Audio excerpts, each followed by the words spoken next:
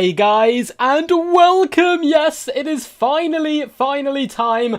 Death Before Dishonour Season 8 Qualifier 2 is a go. Just waiting for the players to hop in the lobby. Apologise about the long wait.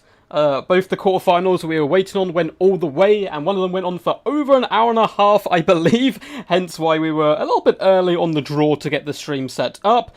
But man, am I excited. We have Void versus Deadly Bunnies to kick us off. I think this may well be the first time Deadly Bunnies has made it to a semi-final on DBD, so I'm really excited to see what he brings to the table. And on the other side of the bracket, we have the green one, who's a super cool, lovely dude. I actually played him the other day on ladder, and I'm very excited to see what he can bring forward. And he managed to take out some pretty big guns on the way, taking down Ice Power, who did get to the finals last time. And yeah, so he's going to be up against either Jay Phoenix or Counter Leak, I believe. Both, again, going to be making debuts in the semi-finals of DBD if they get this far. So a lot of new faces, a lot of old faces, and boy oh boy, is it going to be absolutely wild. Wow, that was an epic song. What was that? It's amazing. It's actually a free song from YouTube, and it's the most epic one I could find, and yes, it took me a long time to try to find it. YouTube has kind of its own bracket of stuff. So, cool, looks like the guys are waiting to load in, which is all good. Awesome. Lobby is up. Let me know if you can't see it. It's gonna be tough, honestly, to try to top yesterday's stream. We had Alfredinho of ODM versus RTK's Vicious Satsuma yesterday in a best of 7, and it is the most fun I've had in a stream in quite some time. I mean, all my streams tend to be pretty fun, but it was a wild affair. It was crazy close games, neck and neck, both players just going absolute fisticuffs. So I'm definitely going to be looking to do some more best of 7s in the future and all that good stuff. What's up, Sebastian? The IKEA duck has arrived, man. There was a moment with two Sebastians who tune in and watch. And yesterday I thought you were here, and I was like, oh, the IKEA duck's arrived. And I was deceived. It was a different Sebastian, but glad to have you here, man. What's up, Katam, as well? I hope you're very excited about the news of Norska will be eventually getting a DLC and getting some love, confirmed by CA. Obviously won't be for a little while.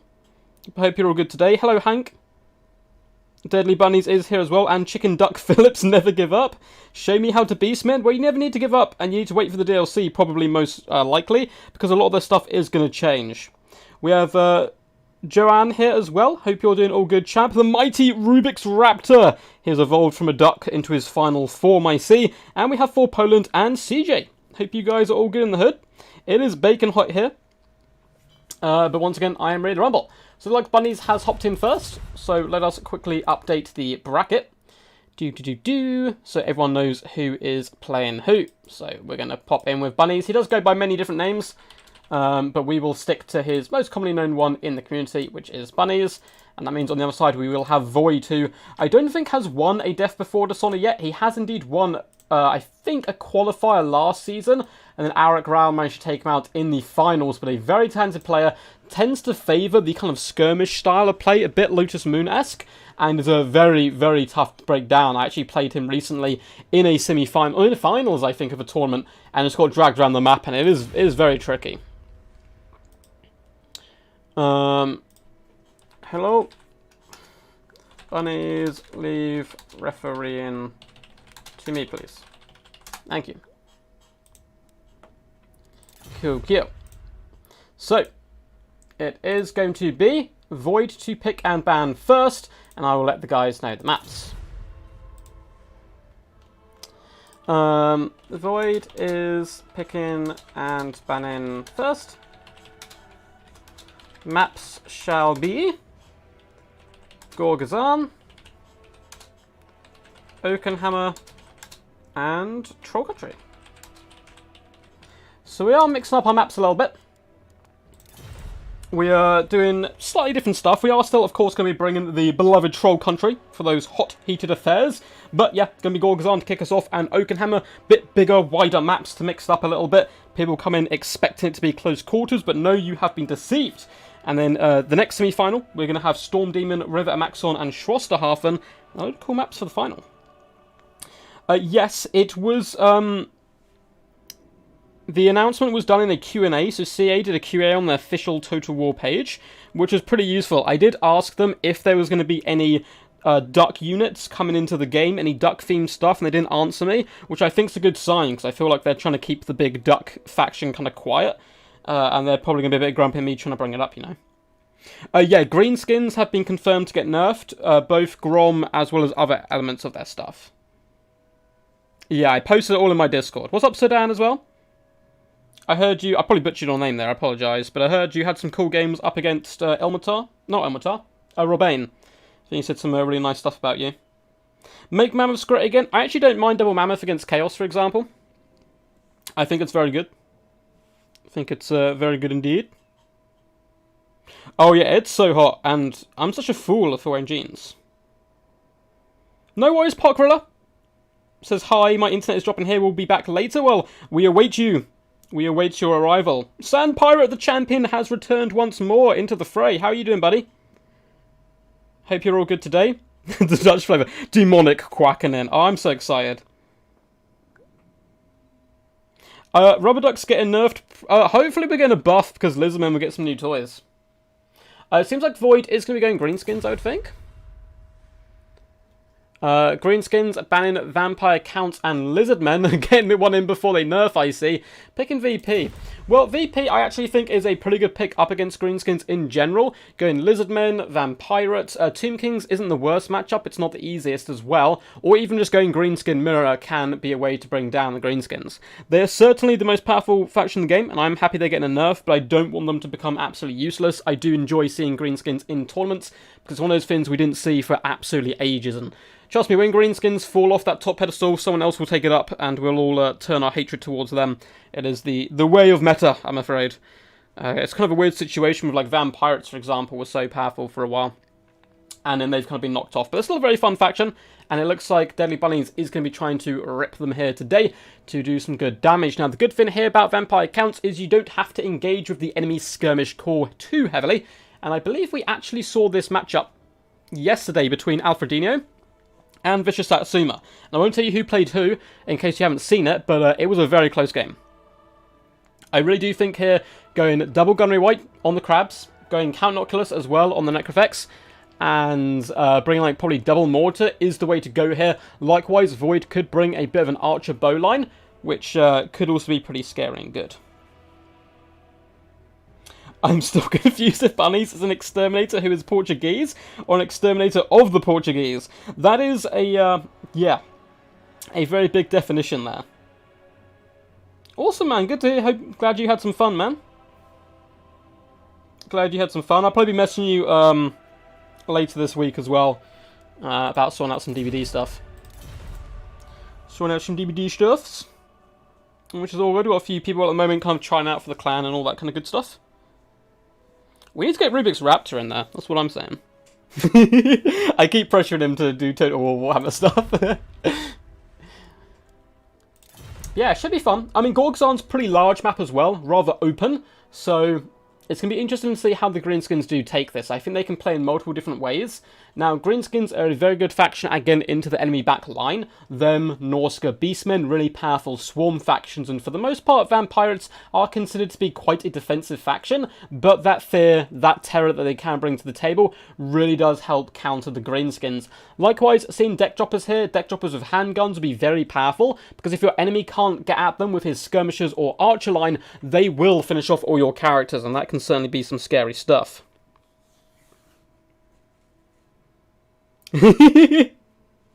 Oh, Bloody Reavers must be brought. I love the Bloody Reavers. You'd be a big fan of XMT's Raptor, Katam. He loves a good halberd or two. He is a halberd main. David the White Lizard! Champion! How are you doing, buddy? Hope you're all good today. Lovely to see you in chat once more. We need to get you on the channel again, man. I miss your glorious Skaven Rush builds. There was one way back in the day David sent in to me, which I think was like a chaff front line, and then just the second line was all Plague Monks. And it was on a, I think, Alpine Ridge. It was a map with a hill, and he just bomb rushed over and literally just ran straight over the enemy. And there was just corpses left in his wake. As a XMT, I do enjoy Raptor's opinions. Yeah, Raptor's he has a rather interesting opinion on maps, and what maps are good and what are bad. Looks like Void is ready. Eagle, Phoenix Guard are still pretty good. Phoenix Guard can be, they can work pretty good wonders in particular matchups. Not so convinced by Eagles. But again, I mean, I guess it's a cheap, fast flyer to go after enemy casters. It kind of suffers from the same problem as Tic-Tac-Toe for me. It's one of those characters that doesn't contribute too much to the battlefield. Speaking of which, I actually have a battle I've been meaning to put up for a while, but I keep on doing Lizardman videos. Of my biggest ever shame involving Tic-Tac-Toe. My greatest ever defeat. My kind of lowest moment in my Total War Warhammer career. Oh, Golden Eagle! Yeah, Golden Eagle's a very good player as well. Looks like we are ready. Ready, good, like have fun. Awesome to see. And we got underway. Who's your money on, guys? Do you reckon Grom and his greenskins? We don't know if it is going to be Grom, but most likely will. I think he's definitely the most powerful greenskin character here. I would like to see some other characters, honestly. Azag would probably struggle here, though. Wurzag, again, they just got too much potential to be sniped up against a faction like the VP, that I think Grom certainly is the best way to go. Skarsnik isn't terrible here, however, or even a cheeky little Night Goblin War Boss on a Squig could do some good work. I took a small pause from Warhammer. Yeah, man, sometimes it's good. Honestly, take a break. Now and again, I just stop playing my player for a while, and I continue to cast, but I don't play too much, just in the occasional tournament here and there. Which I'm kind of doing at the moment. I'm not like playing super amounts. I'm waiting for the new DLC because I want to be pumped up for it, because I'm going to be pumping out the replays when I finally get my hands on that game. Or that DLC, I should say. Take Grimgor. I mean, Hank is a man of culture, as you can see. Anyone willing to take Grimgor is a true champion. So I'm just going to check Discord super quick. So I am going to close you guys for half a second. Because El Halcone was going to pop in as a referee for this, but I think he might not be able to make it, which is a bit sad. Oh, and it looks like the green one shall be facing off against Jay Phoenix. That's going to be a really fun semi-final on the other side. I will host. So I'm just going to message them.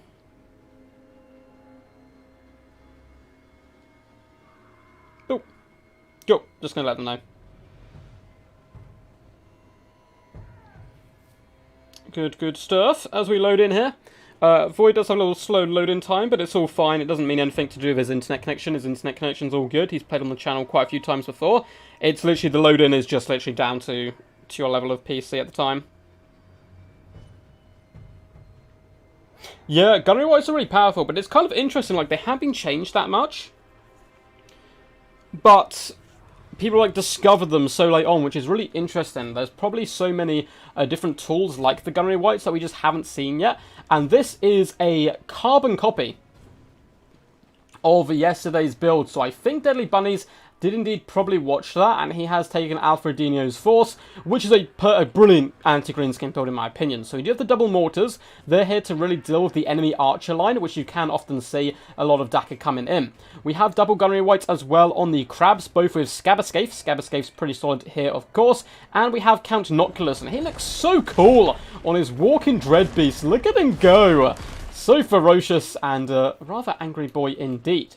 For the main battle line, it is going to be cheap and cheerful deckhand mobs. They're very unhappy to be here. They've been summoned into the world to die, but that is going to be their job, just being meat shields to help protect the double bombers who can really rinse the enemy front force. And of course, we have the aerial threat of deck droppers dotted all the way along, and only one handgunner though, which I would like to see a little bit more handguns there, but I guess it is. I think the normal ones are a little bit cheaper, so still a rather solid pick.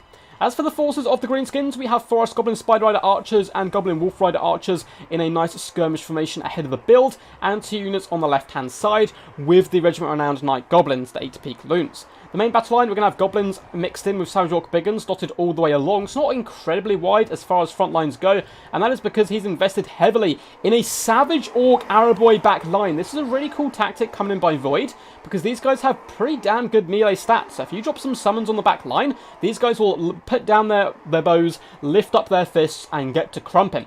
We have some more Spider Rider Archers as well in deep reserve here. For the Hero Core, it is going to be relatively traditional. We have Grom the Paunch coming in with all his good buffs and spells. We have a Giant Ritual Hag with Spirit Leech and an Orc Shaman with Brainbuster, Fist of Gork, and a Scroll of Shielding. Big fan of both these builds. I think they're very competitive. Up against each other as well. Who would I give the favour to? I mean, I saw this yesterday before, actually, and the Vampires did do very well. They do mix up the Coast build a little bit, but yeah, against Greenskins, this is definitely the Coast build to go, 100%. Because the mortars counter the archers, Count Noctilus shoots single entity monsters, and so do the gunnery wights, and then your flyers can also add into that. Now, one problem you do have is Savage Orc big guns can be a big problem. One thing I'd like to see from Greenskin players a little bit more in this matchup is completely mixing it up and going really old school Greenskins, a full-on rush build to get in there, shut down the mortars, shut down the bombers, then you just surround the gunnery wights and Count Noctilus and drag them down. Lots of burst damage goes down on the Goblin Wolf Rider archers who are actually waving already, but the deck droppers do need to be careful because at the moment they're just trading skirmish fire with the Forest Goblin Spider Rider archers and so forth, but up next will be the Savage Orc Arab boys, and that huge wave of damage will do some pretty good work. A beautiful, beautiful cast of Mither by Void is going to catch out this gunnery wight, who is now slowed. Grom the Paunch does indeed pops the Axe of Grom and all his buffs and debuffs. He's not really going to be taking too much damage. Deadly Bunnies does not want to take this fight. Fall back with your crabs. This is certainly a mistake, because Grom's simply going to tank this. He has managed to pop out the Scroll of Shielding rather early on, though, but likewise, this gunnery wight is going to now need an Invocation Heck if it even makes it out alive. It looks like it just about will, with a summon coming down from Count Noctilus to save the day. Beautiful counterpunch there by Deadly Bunnies to keep this gunnery wight alive, but Grom the Paunch is on the prowl and hunting. Savage Orcs have moved up. It looks like, unfortunately, Void has forgotten some Night Goblins and Forest Goblin Spider Riders in the back line, who could be currently used to try to harass the enemy, though he may be keeping them in deep reserve to pressure the enemy late game. Gunnery wights are focused firing down Grom, doing some good damage to him now, but the gunnery wight is equally getting pretty low. I love this little summon because not only does it save the gunnery wight, it also allows the mortars to fire in, and you don't really care about friendly fire damage because they are simply a summoned unit. Gunnery wights, or deck droppers I should say, are currently falling back at the moment. Count Noctilus is in a sea of greenskins right now, and yeah, needs to make it back to friendly territory. But once this initial battle line does engage, it will fall apart rather quickly. Grom is going to be coming back into the fray one more time. Mortars continue to rain down fire, aiming at those Savage Orcs, and it looks like they're going to connect pretty well here. And that's some big burst damage coming down on these boys. And I like the positioning of the mortars. They are way out of range of the enemy who can come in and harass them. But oh no, Count Noctilus is being obliterated. Spirit Leech, Focus Fire, and Grom. Count Noctilus needs to be over here somewhere, not in the front line. He has massively long range. It looks like he has dropped some deckhand mobs and is desperately trying to escape. And that could be a disaster because apart from it, Deadly Bunnies is playing really well, shutting down the Savage Orc Arab boys. But if he loses Count Noctilus, that is going to be game over instantly. Down to just 1,400 HP. Even if he gets healed up by Invocation Heck, that's really going to put him on a back foot. And yeah, that is not looking good whatsoever. Minus 60 leadership. He is starting to crumble to dust. He's getting one last shot off on Grom the Paunch, but is it going to connect? It just about is. But down goes Count Noctilus. And that is a really bad early loss there coming in from Bunnies. He's played pretty good apart from that. The bombers are starting to get onto some key targets. He's pushed away the Savage Orcs and Goblins, but this archer line has simply been too much for him. And now he doesn't have those long-range cannon shots applying pressure to Grom early on. He can simply sit at the back here. He's cheering on the lads from a distance and regenerating up. There is still a load of deck droppers, which is pretty good news. Some of the skirmish cav has been forced back by the Greenskin forces, and balance power is relatively even. A really nice Scabberscape comes down the line, catching those goblins and finishing them off for good. But the problem is that these are Savage Orc Cowboys. I don't know what he's got left to take them down realistically, and Forest Goblin Spider Rider archers have now forced their way into the back line due to some good micromanagement. Goblins also hop on top of those polearms. Mortars are firing for now, but that is only going to be for a limited time as the front line does start to crumble away. There is so much Greenskin Daka coming in now. 8 peak loons have been activated in the late game, looking to drive into the heart of what remains of the VP build. Grom vibing in the distance once again, just no need for him to really engage. Good Spirit Leech pressure is coming down on those deck droppers. And the Giant Troll Hag is going to fall back. Orc Shaman is pushing up now as well to try to support the cause. Balance power is slipping away at the moment from the VP, but they still have the double gunnery wight, so maybe they are going to be able to rally the call and assassinate some of these green-skinned characters, because of course the Orc Shaman is a good target. He does not have healing, and we have Scabberscapes to try to deal with the enemy, but there is so much Daka still left on the field. It is pretty scary stuff for sure. Goblins have now invaded the polearms and slowly dragging them down. Goblins, yes, they have pitiful stats, but there's a lot of the lads, 120, and up against pesky units like zombies, they will be able to do pretty decent work. Savage Orc Biggins are forcing their way in towards the back line. One of the mortars is still currently happy and active though, raining in fire. But the Greenskin forces, though they may retreat, will come back to fight another day because they are seeing that they're winning the battle. That will encourage them to more feats of heroism. A beautiful Scabberscape goes down on the Savage Orc Arrow Boys. Not doing the enough damage though to really make those guys waver or break them off. And the Greenskin Assault is wavering a little bit. Savage Orc Biggins are starting to waver and fall down before the might of the double gunnery weight. But the Giant Rotor Hag is now engaging in combat and Grom is moving towards the enemy. This bow fight really is something. Deck Droppers just getting annihilated at the moment. The Lunatics do start swinging into the world. I love the fact they have those little dwarfs in the end. Though I am a dwarf fan, I do think it is a pretty hilarious trait of theirs. And the bow fight is now really starting to rain down upon those Deck Droppers, and we're getting closer and closer to army losses. A lovely little Brainbuster does go down on the Deckhand mobs, realising the Savage Orcs were already going to lose, and the war is finally activated. Grom's getting a little close here to being assassinated. He does currently have the Lucky Banner popped on him. He has managed to deal with the Gunnery Wights, who are now being forced back. It looks like the weakened one is going to get hit by a Spirit Leech, which might be slight overkill, but again, it's going to get off the field that little bit quicker. The Deck Droppers are consistently trying their best to deal with Grom, down to 1000 HP, but he can simply fall back behind the Orc arrow line, and there's really little that the Greenskin forces can indeed do. Giant Rotor Hag is going to be falling back. A lovely Scabberscape does go down the line once more by the Gunnery Wights, trying to catch out these units. A few of them do break, but the Savage Orc Arrow Boys are continuously firing in. Deck Droppers raining fire down on the Forest Goblin Spider Rider Archers, but not unfortunately being able to finish them off quick enough. And the Orc Shaman is dueling rather heroically for a Greenskin. Maybe he sees... Oh my god, what is the camera doing there? Maybe he sees his time to get some glory, but unfortunately gets shoved on his arse and gets saved by the Dakar line, which really was an MVP here. Beautiful Greenskin performance there by Void. Yeah, losing the Lord early probably cost him the game there. Like... The cheap archers are very good up against counts. He had the mortars to counter, which got 600 and 730 damage value. But as soon as Count Oculus fell, who still got 1000 damage value, despite being finished off pretty early, as soon as he went down, it was always going to be really tricky because Grom could just sit back and vibe. You can't do that with Count Oculus because he's going to be shooting you with those big cannon shots, driving you away, and if you don't get in there and engage, he will also shoot the enemy archers down. Both the Gunnery Wights, who are very powerful in the current meta, 1.2 and 1.8k damage value. Unfortunately, all the zombies, of course, simply here to die, and the bombers really couldn't get into the game due to the Orc Dakar line that did come in. The flies did okay. They did okay. Nothing amazing though, unfortunately. 600, 400, 500 kind of damage range. And eventually it did unfortunately unravel there. Grom the Paunch, 1.2k damage value, assassinating high threat targets.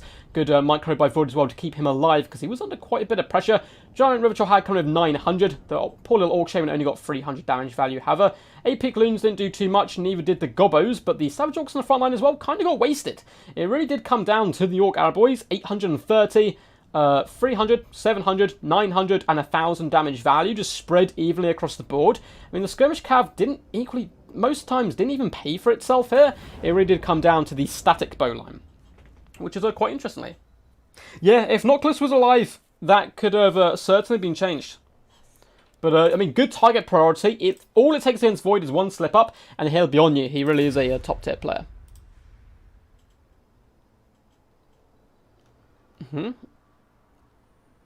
He doesn't seem too happy with Greenskins. GG. That's fine. You can play Greenskins if you want. You can play Greenskins if you want. Grom the Sneaky Assassin. Oh, for sure. What's up, Park Map? How are you doing, buddy?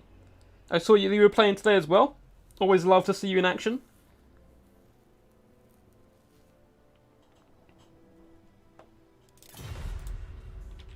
Oakenhammer is the next map.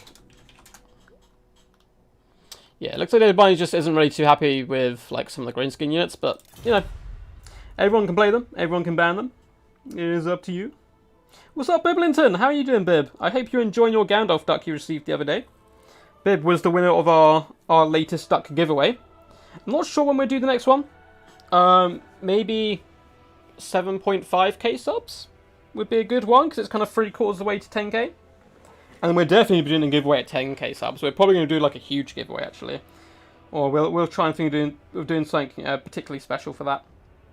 If we reach there, which hopefully we will. There's a lot of exciting Total Warhammer stuff still to come, and hopefully even past Total Warhammer 3, they'll still be experimenting more and more with the Total War series, because I would love to see a 40k Total War. I put in a shameful display, oh no! Man, it happens to the best of us, don't worry. It happens to everyone. Like, sometimes I play and I can't play. Like, I'm dreadful. And other times I can, like, tussle up with some of the big boys. So it really just does depend. Cool.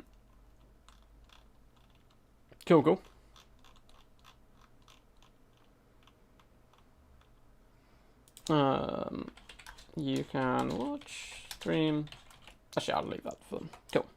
Like Green One and J Phoenix were trying to figure out when their game's going to be up. I don't think Green One knew it was going to be on stream as well.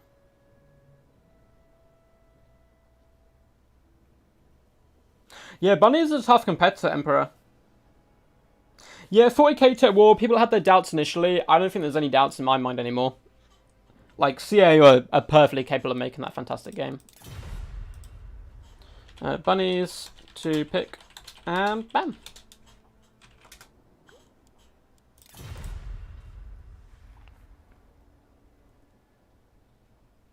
Yeah, there's so much content. Like, I have no idea how they're going to fit in all of 40k. Because, like, you can't just add in the faction Space Marines. It doesn't work like that. Like, yeah, you've got Space Marines, you've got Space Wolves, Blood Angels, Dark Angels, the Iron Fist. The list goes on and on and on. So I don't know how they're going to do them as sub-factions. There's like 1 million sub-factions in Total Warhammer. Or in Warhammer 40k, sorry. So if they bring that into it, it'd be interesting. I think, honestly, doing it on one planet may be best. For like, Game 1, for example. And then Game 2, you link 2 planets together like you do with Mortal Empires.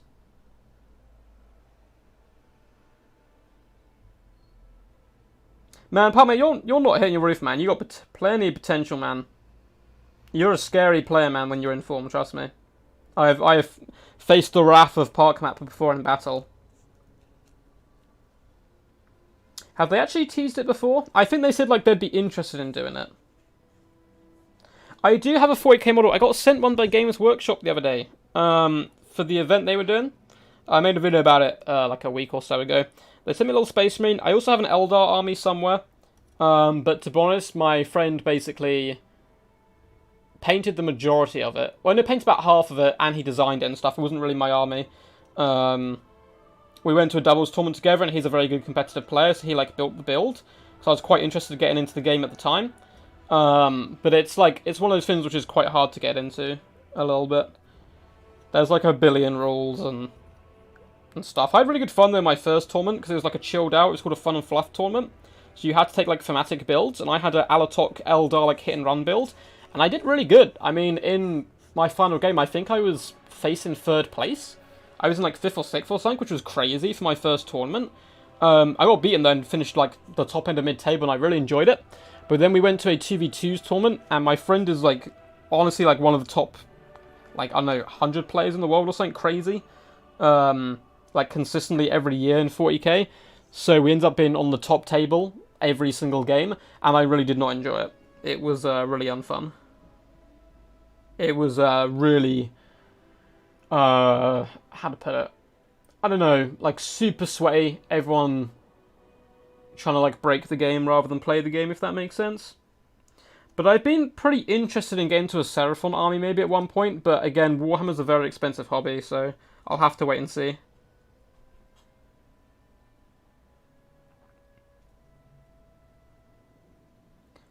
Yeah, it's likely, Emperor, it's likely. Oh my god! We're seeing Dark Elves! Deadly Bunnies is bringing Dark Elves to the forefront, banning Wood Elves and Bretonnia. 2 good bans, they can suffer up against them. Gonna be very interested to see which faction Void does indeed pick here. Yeah, I didn't even know for ages that CA made Alien Isolation. It's such a random kind of offshoot for them to make. They normally do make these RTS style games, But at the same time, I think it performed really well, Alien Isolation, so I would like to see them to do more games like this as well, and develop them in the future. I think that would be really good fun. So Void is currently contemplating what to do. Oakenhammer is once again a pretty large map. If they do, though, Dead Bones does manage to equalise this, we're going to be on a very close quarters troll country.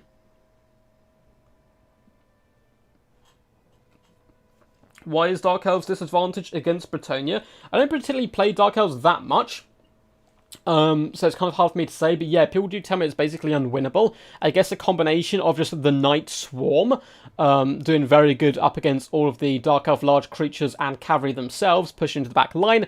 Fey Enchantress alongside them can make them very tough to take down, and Peasant Archers probably being very cost effective as well in that matchup, I can see being good.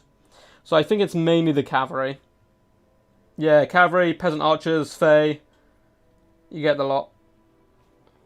Void is going to be going VC. On a VP, sorry. Interesting. So we're going to get some more VP. It's kind of funny. People tell me like vampires aren't competitive anymore, which I just don't think is true. And we're seeing 2 here straight away in the semis. Hey Lois! Quackadoodle-doo, I hope you're all good, champion. I've been meaning to message you for ages, but I can't find you anywhere.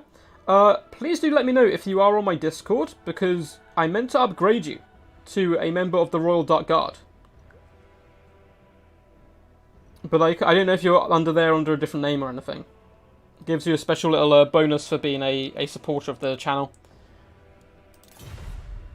Looks like Void is ready to rumble. I'm just waiting on Mr. Bunnies.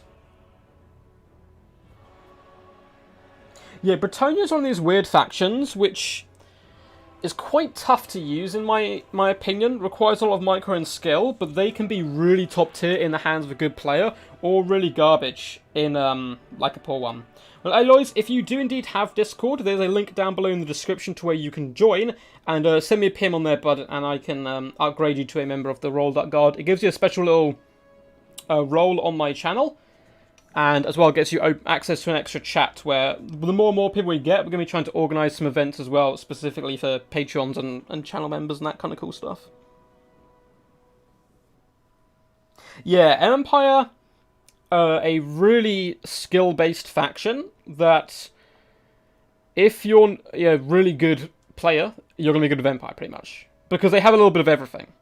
But if you're a really kind of like average player, you might be able to get away with a few of the more OP factions, but Empire you're gonna like struggle with a little bit. They're really like micro intensive but powerful. That's a really good way of describing an Emperor. I agree. This matchup's gonna be interesting. There's a bucket ton of bowfire that the Dark Elves can indeed bring to the table to rain down in on the enemy, but the problem is, can you get to the back line of the VP? Because they're simply going to box you out with sheer amounts of unholy flesh, and most likely come in with some mortars as well to punish Dark Elves. Mortars are so good up against Elf factions, particularly Dark Elves and High Elves, because of their tightly packed formations. I would love to see Queen Baz. I don't know if we're going to see it, but it is always funny.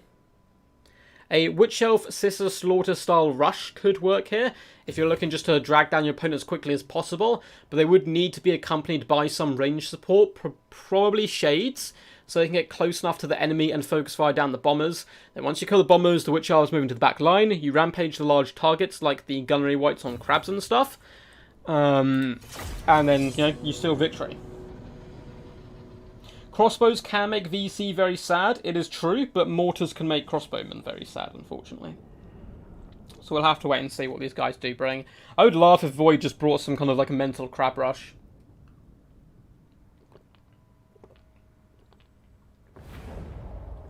Drinking plenty of water here.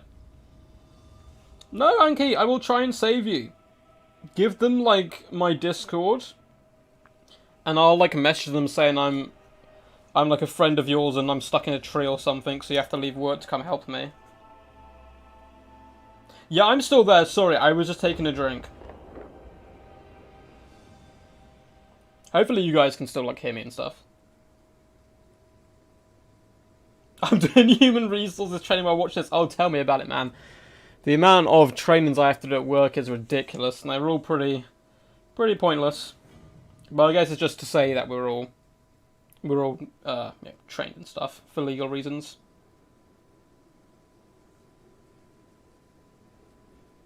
Oh, let's have a nice little stretch. Get ready for the madness. I'm really excited as well to see Green 1 on the channel. Green 1 and J Phoenix is going to be a scrap. I can really see that one going either way, both very talented players. use your HR trainer to help me! Man, we need to employ Captain as like our human resources for Rubber Ducker War and our Great Revolution. Oh guys, I realised something really cool today. This is probably going to be, like most people aren't going to be interested in this, but I've been watching like Pokemon Nuzlocke runs recently, which is where like if your like Pokemon dies, you can't use it again. Like if it faints, you have to throw it away. And I realised you can do a Pokemon Duck Nuzlocke. You can bring Psyduck, Golduck. There's another little duck fin someone showed me today, is why I thought of it. And like probably there's like 2 more like these things called Porygons, which kind of look like ducks. So I think it's definitely possible. But enough of my madness. Let's have a little look at the Dark Elf build.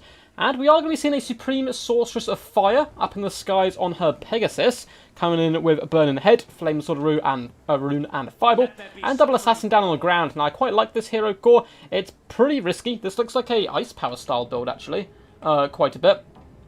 But the Supreme Sorceress can get sniped, which is a big problem. She has no way of healing, but she can do some really nice damage. And Fireball, Burning Hood, very good up against VP, though Void's got good micro, so catching them with Burning Heads can be pretty tough. With a long line of Bleak Swords in the front line, with Dread Spears guarding the flanks and some Witch Elves for a bit more added punch, we actually have Black Arc Corsair Hambos, triple, which is quite interesting. Dark Riders, 1, 2, 3, 4, and double Dark Riders with repeater crossbows. Cool stuff. Don't see repeater crossbows anywhere near as much as we used to. As for Void, he does have Scurvy Dogs in the back line. Looks like 4 units, in fact, to try and chase down skirmishers. Zombie, deckhand mobs dotted in the front line. Count Noctilus, it's quite funny. We didn't actually see Count Noctilus for quite some time. Luther Harkin kind of overtook him in the meta, but he works really well with the Gunnery White synergy. So we are getting the double Gunnery White with Scav Escape, because if you don't bring Noctilus and you bring Harkin, you have to get rid of one of the Gunnery Whites to get a Vampire, unless you're going to have no magic. With a load of bombers in the secondary battle line, looks like 4 in fact, and some halberds to protect. And up in the skies, we have basic fell bats to do some good harass. No shooty bats this time, which is always a little bit sad. Yeah, Corsair Hambos, I know. It's pretty crazy. I like it, though.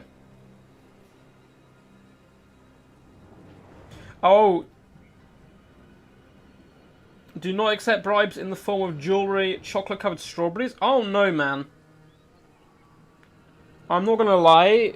Chocolate-covered strawberries are pretty good. I'm not saying that you guys could bribe me with them, but there's a good chance. Yeah, Hambos are going to be good here. But again, that short range is really going to use their effectiveness a bit, but they're okay in combat as well, which is quite nice to see. I actually like the Dark Elf build quite a lot. But I think Void's build's quite competitive. The double Gunnery White and Count Noctilus is just so scary. It really is quite nasty. Extra powder as well, of course, is going to be given, and Count Noctilus is going to start raining shots in. Instantly, you'd see him going for either the Hambos or the Witch Elves, which is some good targeting. I'd like to see him go after the cavalry as well. Those cannonballs really can destroy quite a lot of models, and these guys don't have quite such a thin line as the infantry, so you can do some disgusting work. These double Gunnery Whites, their entire job is going to be to finish off the Supreme Sorceress of Fire, who may have a bit of a rough time with 4 Fellbats. There's a lot of Fellbats, and yeah, she might be able to kill them, but it's going to take her a very long time, and the magic can't support her, so she definitely wants to fall back towards the Hambos who can indeed support her. Dark Riders are releasing some shots onto the Gunnery White, but a beautiful summon has come down in the front line, and it is the Gunnery Mobs. These guys are going to be able to trade fire effectively up against the Dark Riders, who do rather wisely fall back here. With a good fireball coming in and a swerve like it's from the film Wanted, doing some good damage. One Gunnery White has taken a load of pain, but of course he will be getting healed up by Invocation of Nahek. Bleak Swords are starting to move into combat. We're going to have a bit of a wrap as well. The Dark Elf line is slightly wider, at least as far as the infantry is concerned. But oh my god, a raking shot coming down the line on these Dark Riders, leaving so many horses in the dirt. One lucky pony does manage to escape. Bleak Swords are about to engage, but unfortunately for them, it is not going to be a fun time because of the amount of bombers which are going to engage here. Scodogs and Fellbots all try to jump the Dark Riders in one go, who are going to fall back behind the spears before turning and engaging this. But as soon as they stop, Void pulls back this skirmish core, which is some really good play. I like to see it. Bombers do rain fire down on the Bleak Swords, of course, in a load of friendly fire, but this is going to be very cost effective. Bleak Swords do cost more money than Deckhand Mobs, if I'm not mistaken, and it's just an absolutely messy affair. Plus, the Dark Elves need the infantry a lot more than the VP do. Witch Elves have forced their way into the back line, which is some good play. They can now shut down the Bombers and maybe even rampage Count Noculus. Handbows are trying to rain fire down on the Bombers. Dark Rise have managed to move into the back line. Bleak Swords intercepting the Scurvy Dogs to allow the Skirmish Cavalry to try to find good targets. But a massive Scab Escape goes down the Witch Elves, wrecking some of them. Well played here. This is some really good micro. He rampages the unit of Bombers so they can't move anymore, and then catches them with a burning head. But at what cost? The Witch Elves are basically done for at the moment. Dark Rise are swooping around this flank, trying to hunt down the Bombers. They want to just ramrod straight in there, personally. And the Handbows are doing a good job, but there's a lot of enemy skirmishers out on this flank, and Dread Spears have been pulled worryingly out of position. Supreme Sorceress is now flying close towards the enemy lines. Bombers once again rain fire down on the Handbows, who are now moving to engage in hand-to-hand combat. We've got some Bleak Swords who want to be dropping into the central fight. Double Assassin are going after Count Noculus. Web of Shadows is going to be able to slow him down here. Dark Riders with repeated crossbows are coming in, and it looks like Deadly Bunnies is going for the all-or-nothing approach of let's kill the enemy general. He's got hit by an Assassin's Trophy, and he has rampaged. The Witch Elves, though beat up, have done massive, massive work here. Count Noculus could be in big, big trouble, and we may see him assassinated for 2 games in a row.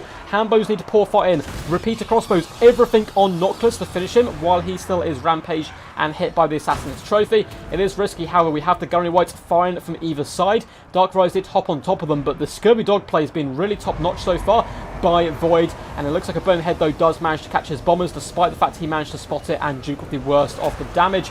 Dark Rise getting very low here. It looks like another Web of Shadows does go down to try and pin Count Noculus in place, and a second Assassin's Trophies. He does pop an Overcast Invocation Heck to try to keep him in the game, and this is huge. Balance power is starting to form quite heavily in favour of the VP as Count Noculus tanks and survives. He has so many buffs on him right now. The Tall Tip is going mad.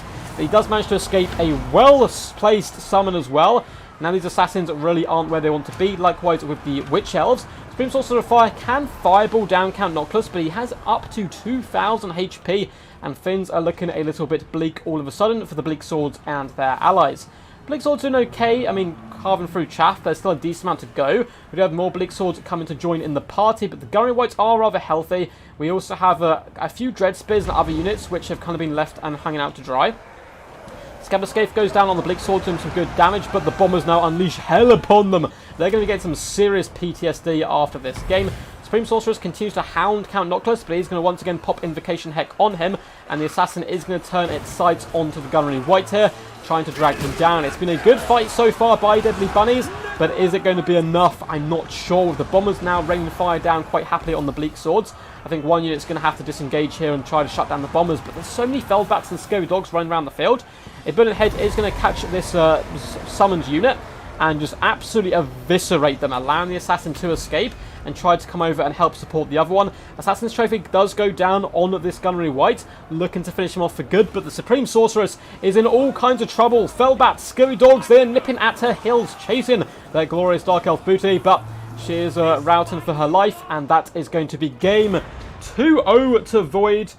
But my god, that was intense. That was a close game. Very well played to Deadly Bunnies, up against a top-tier competitor.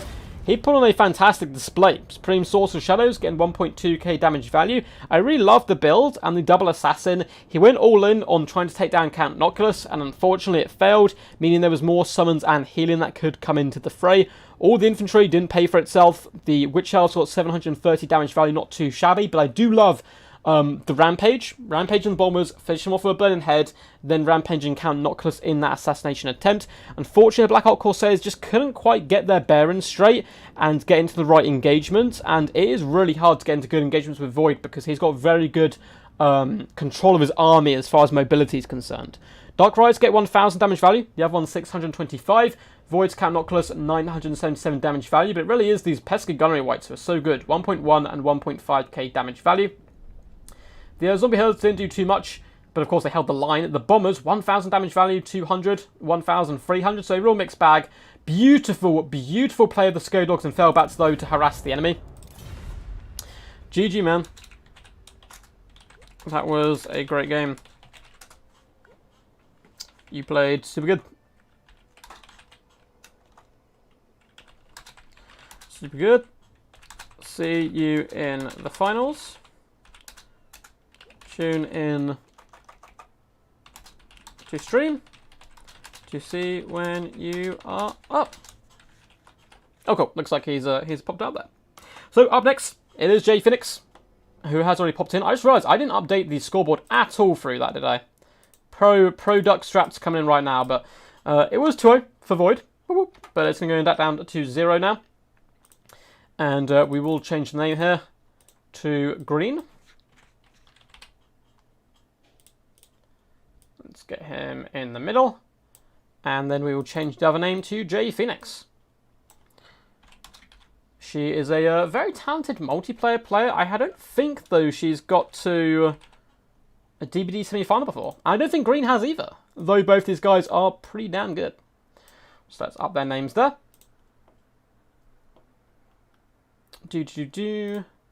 And I'll message them in the DBD chat. But what do you guys think of that one? That was some pretty awesome stuff.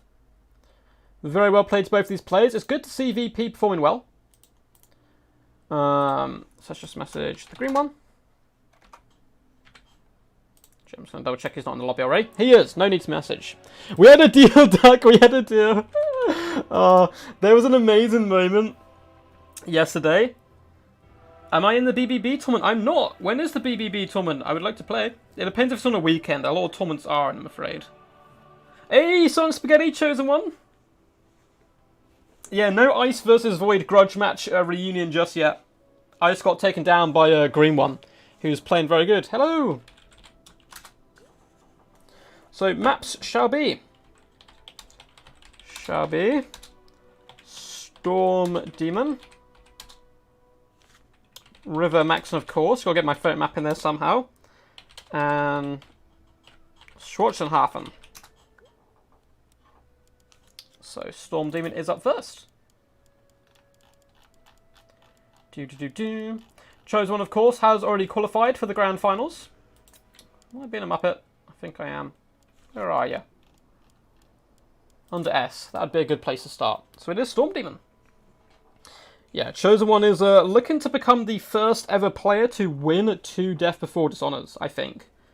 I need to double check that, but... What's up, Arthur? How are you doing, man? Hope you're all good. Oh, there's a few female players, Anki. Yeah. Davina, for example. Happy Puppy. Jay Phoenix. There's another streamer as well, I think. But I think they're a single-player streamer. My housemate was telling me. Man, bunnies are good, though. Honestly, bunnies put up a valiant display.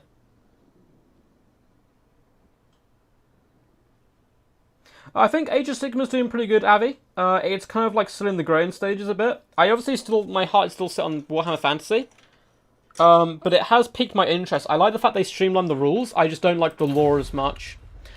Jay Phoenix shall be going to Wood Elves, Bannon, Bretonia, and Dowie, which is a very, very solid two bans. Wood Elves 2. Oh no, we're getting a Wood Elf mirror match.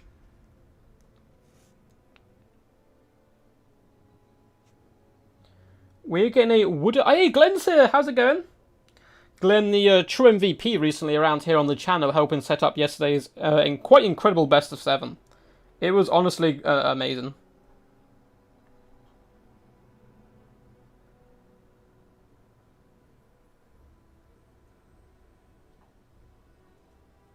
Oh, no, I think it is a she chose one. I spoke to him about it the other day. Or, not the other day, but it's kind of a conversation before, I believe.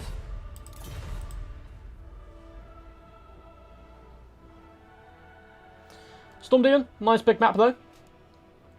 Should be some pretty awesome stuff. It's also got some quite cool visual effects, I believe, with comets and stuff in the skies. But Wood Elf mirror match. Now, it's not as uncommon as you would think. There's some pretty nasty stuff you can do. So I just hit my microphone. Apologies if that made some horrible noises there. Deepwood Scouts, Swift Shiver Shards, a unit you quite rarely see, are actually really, really good here in this matchup because they'll slaughter Dryads. So what I often see is players go with a Dryad front line, Swift Shiver Shards, Deepwood Scouts in a secondary line, a load of Wild Riders for cavalry, and a Netcaster of some description. But equally, I think Eternal Guard are actually better here, personally, in the front line. Yes, they lose the Dryads, but you don't need to worry about that, because the Deepwood Scouts should be able to clear up a lot of the Dryads on the approach, and then you have Eternal Guard to hold the line. They can't be pushed around so much by the Archer presence, and they're going to be good up against the enemy cavalry. Yes. Yeah, there are quite a few maps with awesome visual flair, Emperor, but a lot of them just aren't balanced. There is so many maps on this game, if you actually look through the list, and you'll realise we kind of played the same ones over and over. That's because they're the only ones which are relatively balanced. Now, when we go to Total Warhammer 3, we're going to get a bucket ton of new maps. The problem that we're going to face, which I didn't have to face before, because I didn't start playing Total War until Game 2, and a bit way through its life cycle as well, is for the first month or two, we're only going to have the starting race factions in multiplayer and the maps from that game. So what I'm most likely going to do is do some Total Warhammer 2 content alongside, so we don't get bogged down just with the same stuff over and over again.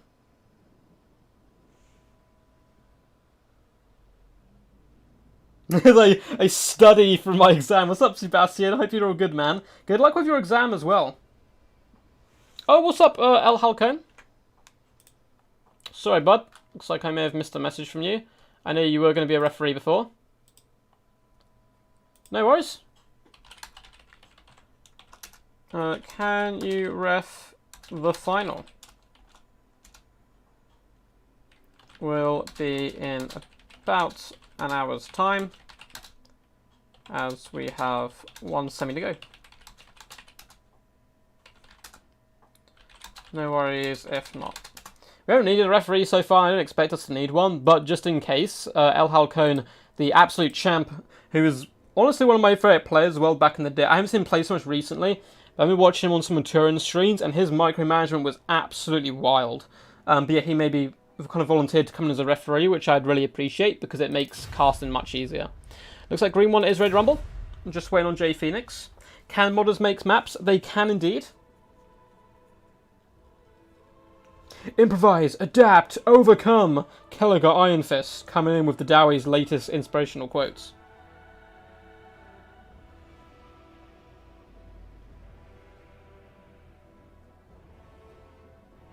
Oh man, yeah, come on, it's Wood Elves, man, it's Wood Elves. Yeah, the Warhammer 3 mod player is going to be wild.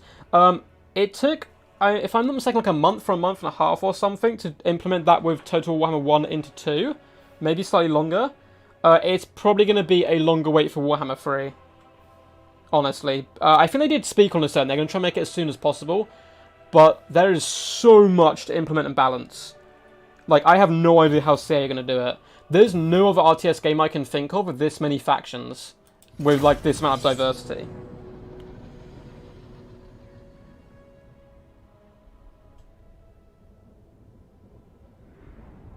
Oh yeah, I might honestly do another bad map stream. We can contact Outer Deimos and Raptor to give us some good stuff.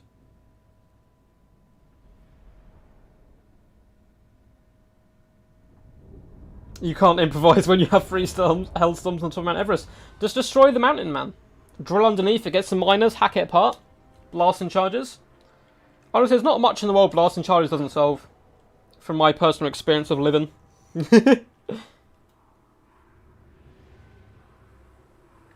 A Dwarfen Fortress, exactly.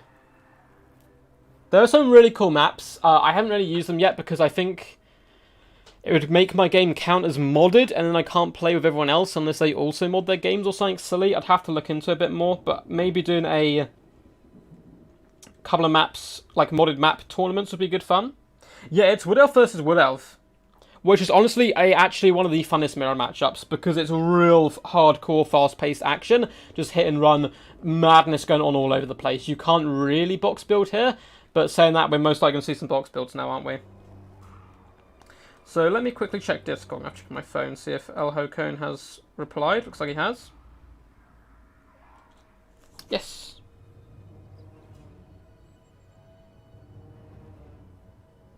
Yeah, Halcone, if you're on chat, you don't have to speak or anything. Literally, just hop in the game with me, as long as it doesn't lag too much. And just check the game, because I can't be everywhere at once, obviously, if I'm looking around. So, for the forces of J Phoenix, she's coming in with Deepwood Scouts with Swift Shiver Shards, as expected. Is it just the 2 units? I think it is. That's rather light on the Archer, but it is going to allow her to go more Glade Riders, as well as bring some Wild Hunters of Kurnos and basic Wild Riders to the fray. So, Mass Cavalry, we have Dreicher leading the battle line, and this is a full Vanguard build. I certainly expect it to come to fruition. We have Rouse to Wrath, we have the Pendulum, and Melkov's Mystifying Miasma. She's a cheap pick and all round pretty good. And spoiler alert, guys, I was going to keep this a secret, but I'm actually doing a Wood Elf faction guide at the moment, in the same vein I did the Lizardmen one. And I did do a load of it yesterday, but I ran out of time. So hopefully we'll be able to do some more in the future. GCCM has so many amazing maps. Is that a mod? Yeah, so I need to go with builds. I was getting distracted there. So for the forces of the green one, we do have Eternal Guard in the main battle line, which I think is a better pick. Well, combining them with the Dryads is a good idea, so quite heavy on the infantry. We do have Wild Riders, but a lot less. The mobility game certainly will favour Phoenix here. And we have Glade Guard. Some with Headbind Tip, some basic, so interesting build, a lot more static than I was expecting from a Wood Elf mirror match. We have double Waste Stalker as well to apply long range pressure. And a Spellweaver of Life. What is this? Green making his debut on the channel, coming with some awesome builds. I love the Spellweaver model. Look at her just vibing. Straight vibing in her own world. I hate to say it, but the Spellweaver does really kind of look like a drugged out person at a rave or something in Brighton. I used to grow around Brighton, that's why I used it as an example, and it was pretty wild. So Arcane Conduit, Earthblood, as well as Awaken in the Woods will be the hills of choice. And this is such a ridiculous matchup. Look at this. The full Vanguard. It's beautiful to see. And it could work quite well because the Glade Guard are going to have all kinds of problems. Now, one thing really going Green's way is these Eternal Guard. And the Deepwood Scouts with Swifter Shards need to try and get on top of these Dryads to bring them down. But this is going to be hectic. What's up, Azrael? How are you doing, champion? Go the green one. Mr. Logic has emerged. Oh no, Hank, I certainly haven't always had 100 people watching. Thank you guys for tuning in. I love it. I love the support. Let's do it. Yes, getting all the hype. Yeah, if you guys are enjoying, do feel free to thumbs up the video and subscribe and all that good standard YouTube stuff that I am forced to say, because it really does help. But yeah, no, I've been streaming for a while. We used to stream with like a handful of people watching, and it's just kind of grown. I think the most streams now average probably between 60 to 100 viewers. We have averaged 200 before, but that was on some really big events. Hello, my friend Al Hokan. Oh, is he in here as well? No lag. Oh, he's in. Awesome. Helping a referee. Awesome. I didn't realise he was already in here. As long as there's no lag, we are good to go.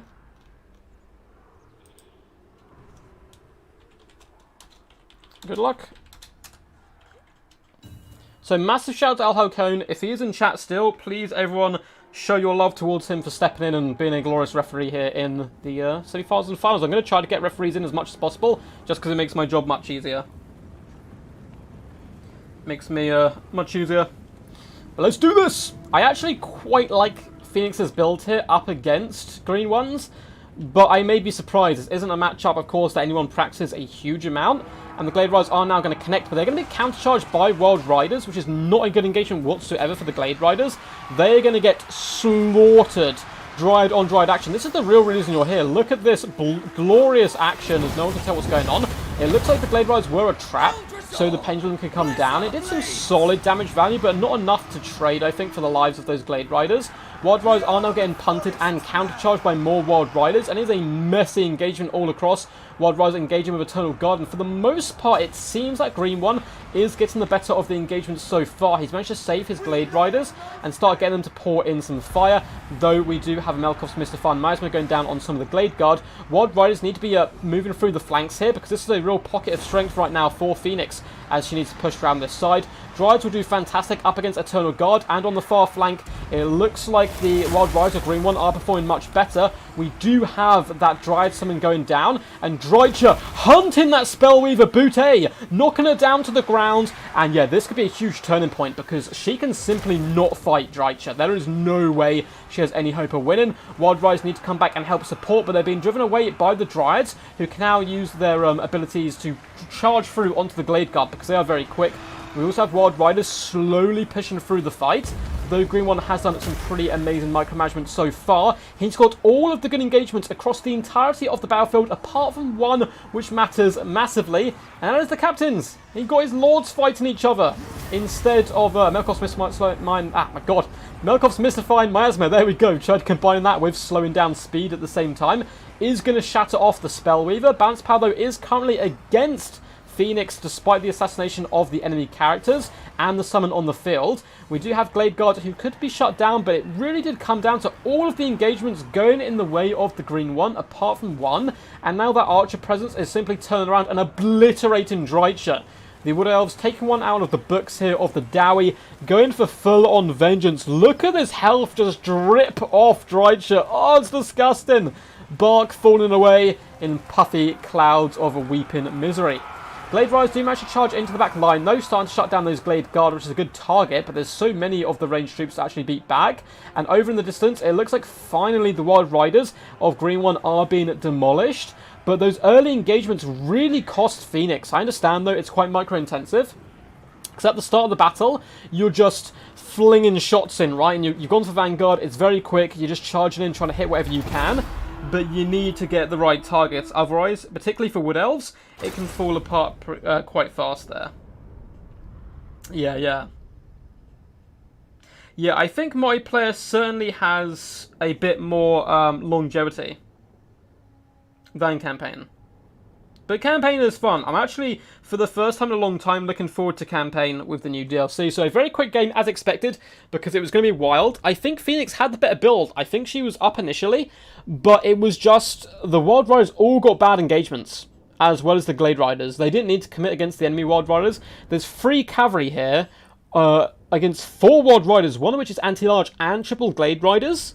So they should have enough to get the better engagements and then start collapsing the back line of the Green One. So I really like this build, and Drycha did good, 1,100 damage value, but the Dryads kind of suffered. Deepwood Scouts did good, 600 and 600 damage value, and they were basically full health at the end. It's just the rest of the army fell apart. But the cavalry game is where it was won and lost, and unfortunately for Phoenix, it is where it was lost. Green One did a good job. Spellweaver got 69 damage value. Can leave that one up to you guys. Waystalkers did okay as well, but not the best targets, unfortunately, for them. Dryads did a lot better, it would seem, than expected, actually. So I guess they just got into good engagements. And those Glade Guard, yeah, across the board, solid stuff, considering they're all pretty much full health at the end. And the Wild Riders, 1,000, 1,000, and 1,000, pretty much damage value. Just out-costing all of these Wild Riders combined. So really good play by the Green One, getting key engagements there. GG.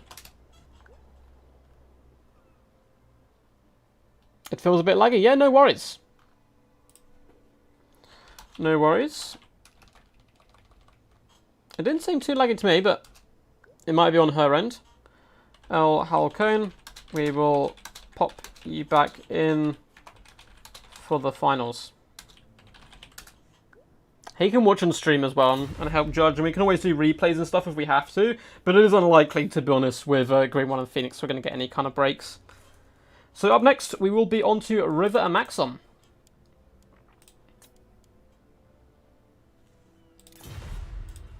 River Amaxon is the map.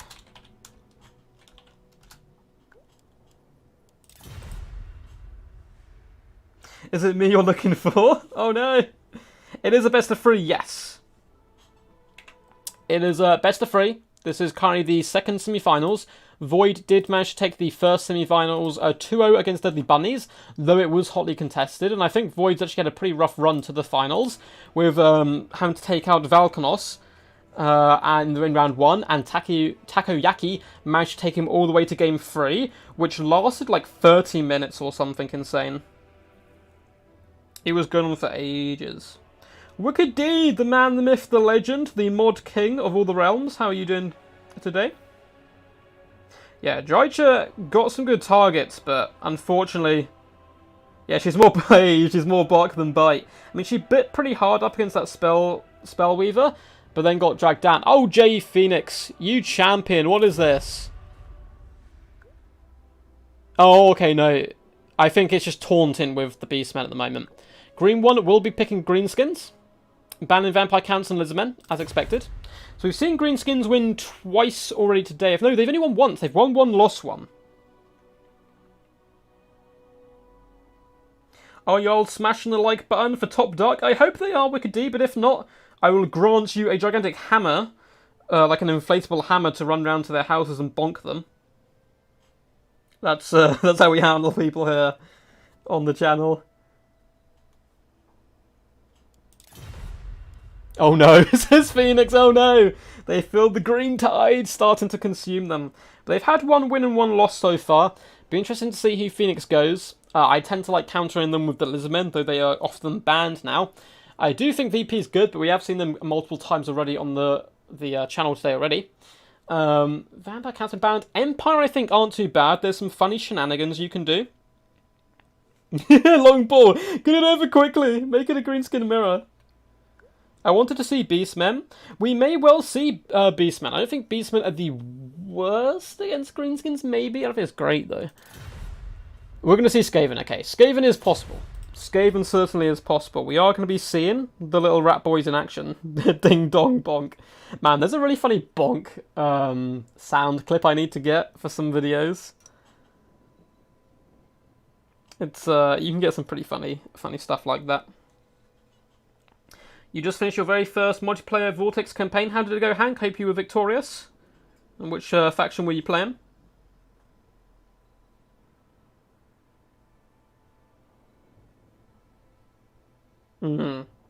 Yeah, I see what you guys are talking about the campaign. Honestly, this is the most excited I've been for campaign. Because we're getting the Slayer, the Doom Slayer for the Lizardmen. So I hope when they drop his trailer for Oxhotl, is what I'm going to call his name for now. I need to look up how to actually say it, but the Legendary Lord Chameleon Skink. I want, like, some hardcore, heavy Doom-style rock music to be playing, as he's just running around one-shotting, like, greater demons of chaos and having a whale of a time. He is powerful in lore, very powerful. And I mean, Torix the Brass Ball as well would, I think, suit that kind of music. I don't know if it'd go with the overall vibe, though, of Total Warhammer.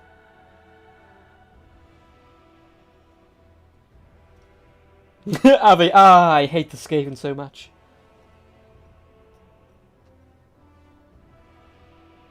I mean, it depends. Oxhotl. Is that the way you say it? I'll look it up. I heard someone say it recently, like Lord Master Sotek or someone, so I'll mimic whatever they say. Apparently he has a really funny named Blow Dart as well. Or Blowpipe. I actually quite like Skaven. They're, I mean, both Skaven and Greenskins have had their time in the sun, you know, being very powerful. And both had their times down in the dirt where they've been very underpowered, particularly on Skaven release. But they have really funny units and stuff that you can see.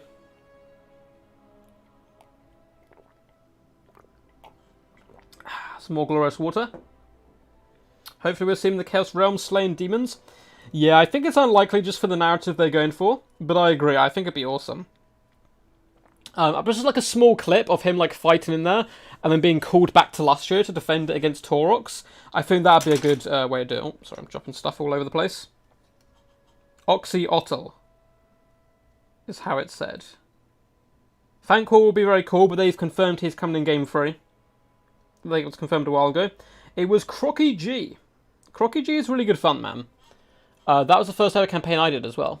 It was back when I had a laptop which could barely run the game. I had to do it on the lowest graphics and small unit size. It was pain. It was pain. But now, we have upgraded. So we can actually, you know, play the game as it should be played. Like a flashback. Exactly. Like, he gets called back out of the realms of chaos. I mean, they've already got the models for the demons, right? It's almost like a teaser as well for Total Warhammer 3. But just like 360 no-scoping like Greater Demons of Chaos and just laughing as he does it. Oxhotl is how I've always pronounced it. This is the problem, everyone pronounces it differently. No matter what I say, I'm sure I'll end up being slightly wrong. I once got almost run over by a car, and that was less stressful than playing against Vermintide. Oh god. I nearly once crashed into a car. On a bike going down a ridiculous hill. My brakes like locked up. I survived! I lived. Luckily ducks can fly, so I just flew out the way.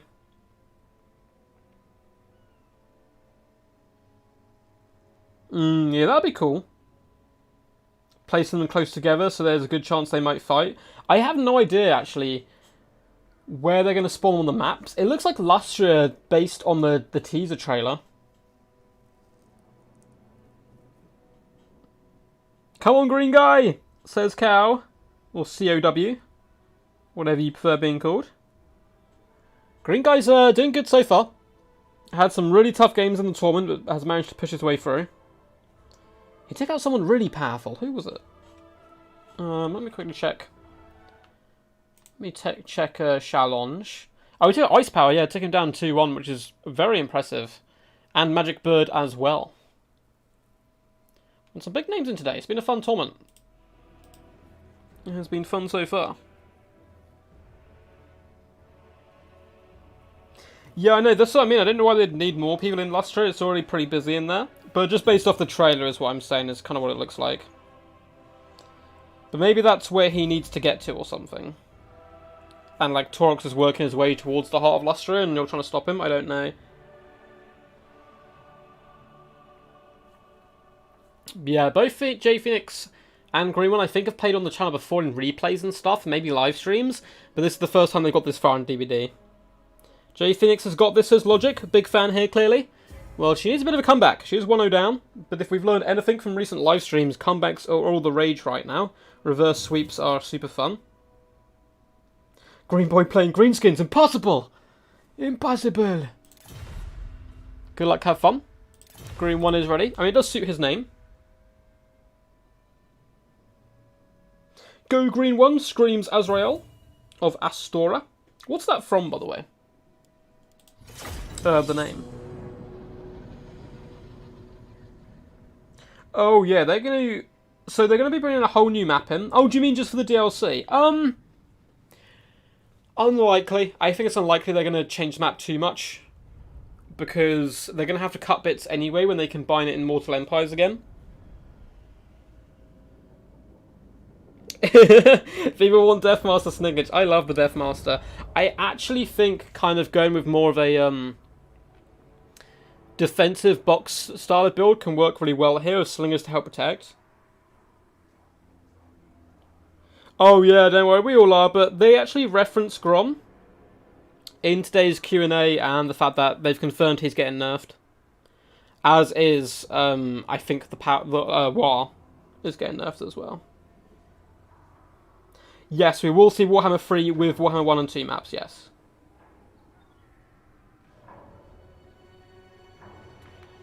Oh, Glenn, aka Saphir the Mighty, is pretty convinced that the Skaven have got this. Let's have a look at their build. Ooh. Ooh, okay. This is some fun stuff. Some builds, some units we don't normally get to see. So unfortunately, guys, sad duck cries in chat. We don't get, unfortunately, the Deathmaster. But we are getting a Grey Seal of Plague, or rocking it quite hardcore style, it would seem. Arcane Conduit, Vermintide, the dreaded 13th spell, and Unholy Clamour shall be the weapons of choice. But you can't be mad, because this model is so ridiculously cool.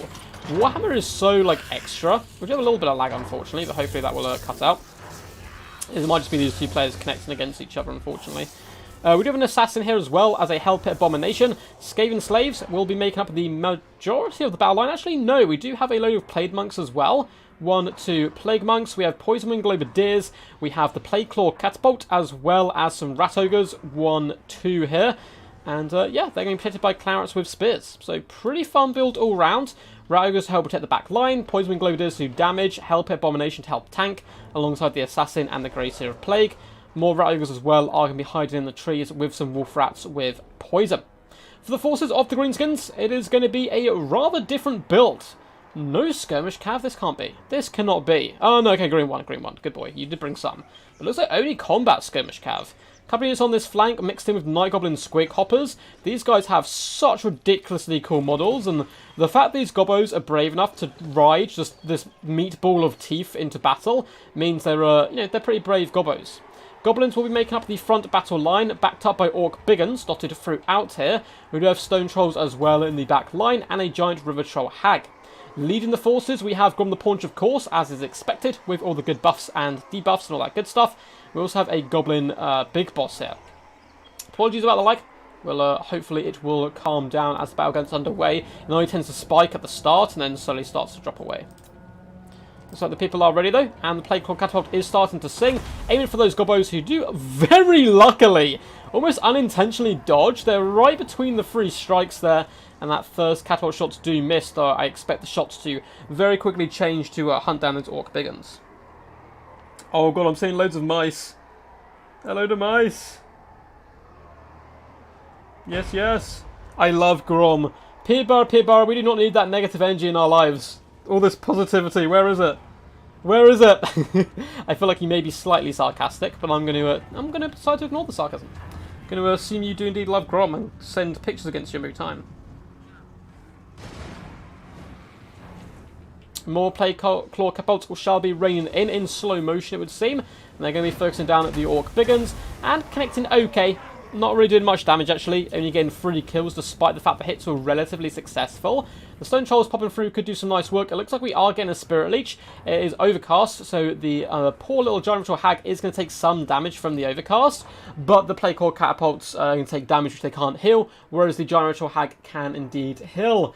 Come on, guys. Stabilize. Stabilize. It looks like it's kind of bumping in and out the lag. Help Abomination is floating out to this side with the Assassin, and the Assassin might be getting bold here, going after the Giant Ritual Hag like this, particularly with Grom nearby. Grom will be able to pound him down quite nicely, particularly with the support of the Orc Biggins. Giant Ritual Hag is going to fall back, and the Goblin Big Boss and Grom are going to come in to apply some pressure to the Hell Pit, but they're going to be falling back. Disappointed we're not seeing Rattling Gunners though, because they've done so good in recent streams and stuff. Stab, stab, yes, yes. Yeah, there's a bit of lag, unfortunately.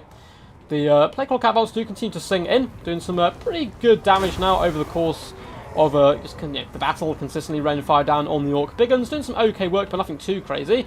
The Poison Wing Gloamdeers are now raining fire down on the Goblins, who really are not going to be big fans of this fire coming in.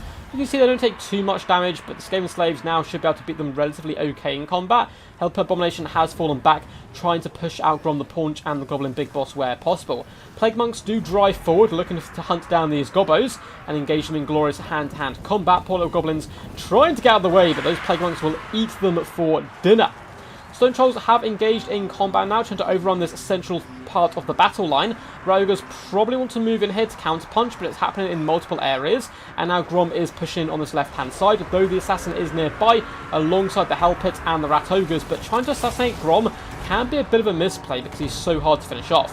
Lovely Brainbuster does go down, and it looks like Storm Vermin have indeed been summoned into the world, so these guys can try to get engaged with the enemy. I think that's actually the Druid 13th spell, not a Brainbuster going down there, my mistake. The Storm Vermin Halberds can now counter the Stone Trolls and help protect the Poison Wing Gloamdeers a little bit more. Backline is a mess. Forest Goblin Spider Rider Archers trying to shut down the Plague Claw Catapult, but the Wolf Rats with Poison are emerging from the trees, hopping on top of the enemy skirmishers, trying to finish them off, and Rat Ogres as well are beating back the Night Goblin Squig Hopper. So far the Skaven lines are holding. We have Plague Monks as well, just eviscerating Goblins, and now coming for a rear attack on this unit of Biggins, and this unit of Biggins is certainly going to be no match there. How's the assassination attempt going on this far side? Well, Rival High Talisman has been popped, lowering the melee attack of all these guys massively. The Hell Pit Abomination is taking quite a pounding though. Plague Monks and Rat Ogres as well, just all getting beat down, and this engagement going really well for the Green Skin forces. But elsewhere on the battlefield, it's kind of falling apart. Night Goblin Squig Hoppers are currently in retreat. Rat Ogres continue to protect the Plague Claw Catapults, but the Poison Wing Gloamdeers have finally been jumped on, which is some pretty scary stuff. And Plague Monks, they're taking a considerable amount of damage now up against the Orc Biggins. They're up to 74 kills, and the little Rattos are giving it a good go, but unfortunately up against the War-infused Biggins, which they were well pumped up for a while, they are now starting to crumble, and the Grey Seer over on this flank is really suffering. Luckily, the Hell Pit Abomination can play the healing game, much like Grom, and this is so messy right here. It's all the heavy hitters of the Greenskins up against all the heavy hitters of the Skaven, but the Greenskins have one or two more in the bank, I think. Clan Rats with Spears are going to try to get over here. We're going to see a lovely Scorch come down, catching the Orc Biggins, doing some pretty decent damage. And the Poison Wing Gloamdeers though are being shut down, which is a little bit sad, because now there's more Night Goblin Squig Hoppers trying to push into that back line. In the main fight here, Grom's still looking healthy. Spirit is going down on the Grey Seer, who cannot heal, as well as they need stabbing. And the Hell Pit Abomination is going to be all that stands on this flank, trying to keep these other units in line, because the Rat Ogres will probably flee here. Looks like they have started to do just that, and the Assassin not getting the best of engagements. Poor Plague Monks are having to flee for their lives before the Gobbos as well as the Orc Biggins. And now the Poison Globulars are well and truly kind of squished at the moment. I think it was a really good Skaven build, and certainly had quite a lot of bite to it, but it is looking really bleak right now for them, with the Plague Claw Catapult seemingly about to get shut down. Even if they manage to force back the Spider Rider Archers, it's only a matter of time before the combination of Biggins does manage to push through these Clan Rats and get into that juicy back line. We have even more Greenskins starting to pour into the backside as well. Over here, the Skaven have held way better than I thought they would. The Hell Pit Abomination not going down without a scrap. Stone Trolls are routed here. Goblins routing as well. The War has been popped. Grom the Paunch, though his Assassin's Trophy popped on him, also has Lucky Banner and War, so he's still a souped up Green Boy. Spirit Lich coming down the Hell Pit, and Grom the Paunch can heft his axe and try to open its belly. But there's an Assassin nearby, doing a good job on the Giant Ritual Hagen. The Skaven's certainly not out of this fight. Balance power is pretty much dead even. Somehow the Plague Claw Catapult is still kept alive, but the problem is there's nothing left to chase these Stone Trolls away. We do have these Wolf Rats and stuff, but they're busy guarding the artillery piece rather than chasing the routing units. But the central Bob fight was won by the Skaven. What is this? What a turnaround. Giant Ritual Hag is broken. Assassin trying to finish her off, and now the Hell Pit Abomination is getting a little bit of respite, not being as surrounded, so hopefully it can heal up. It really needs some of these big bursty hills though to come in, but it may break, unfortunately. If it breaks, there's no way the Skaven can get back to it. So a late near comeback, but the Greenskins rallying with all their Stone Trolls, Giant Ritual Hag healing up and Grom healing up. Looks like does cost the game for Skaven. They did birth some little Skaven slave spears into the world, but they're not going to be lasting too long, and an Assassin is only good when surrounded by friends, not foes. So it seems like it is going to be a 2-0 series once more, but a valiant fight by Phoenix. That first fight in particular was all about the who got the good engagements. This game, a little bit more of a grind affair, and managed to protect the back line fantastically well, but the power of the Greenskins shall not be denied, and they're going to be moving on here to the finals. Grom taking no damage. Grom with Lucky Banner is tough. He is very tough, yeah. The Hell Pit certainly needed to get some good RNG there. Sad Warpstone noises. It was a fun build though, I really do quite like it. Let me consult the great book. Stone Trolls is the Colorado variant. But yeah, well played to these guys. J Phoenix doing a good display there. 410 damage value. Assassin 400 as well. Rat Ogres put on a relatively solid display. I love the Hell Pit Abomination. 1.2k. Somehow holding that flank. Plague Claw Catapult didn't do too badly. The Wolf Rats coming out of the trees was nice play as well. Poison Wing Globadiers 1000 damage value. Plague Monks did okay. I do like the build, but it just wasn't quite enough to deal with all the Stone Trolls plus Grom on that pressure on that one flank. Really good flank overload by Green One. 1.3 and 700 damage value with plenty left to give. The Light Goblin Swick Hoppers are one of my favourite units thematically, but unfortunately they didn't do too well. Neither did any of the Skirmish Cav, really. The Orc Biggins, mixed bag. 1000 damage value here, 500, 200, 800, not too shabby. The Gobbos just helping harass the back line. This hero core is very powerful though. Giant Ritual Hag got 1.4k damage value, 747 on the Goblin Big Boss, and 920 from Grom the Paunch. GG's. GG. We shall get Void in for the finals, which is best of 5. So Green One making his debut here and doing absolutely fantastically, getting all the way up to the final.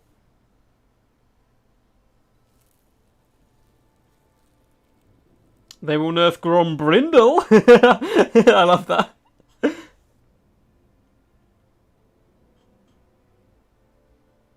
There are ways to kill Grom, but you specifically often have to like design your build around a little bit. But there are definitely ways to assassinate him. I hope they buff Grom next patch. Geese, I feel like you're trying to be sarcastic, but I'm not sure. It's kind of hard to tell. Let's message Void.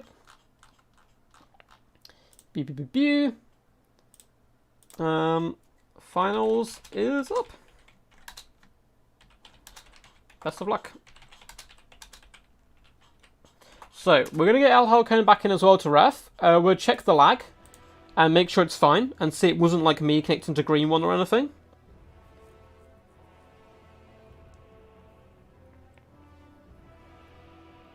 I mean, yeah, no, they've already released the Q&A saying greenskins are getting nerfed and Grom. They specifically mentioned Grom.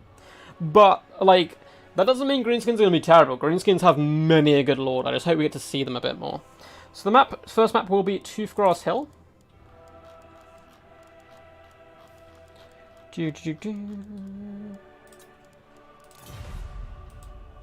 Ooh. Excited for this showdown.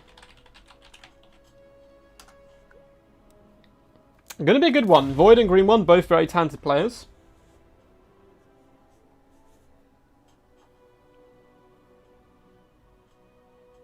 I mean, yeah, the reason they're quite slow on patches, obviously, is they're working on Warhammer 3. So, like, compared to the start of Total Warhammer 2, yeah, of course they're going to be a lot slower.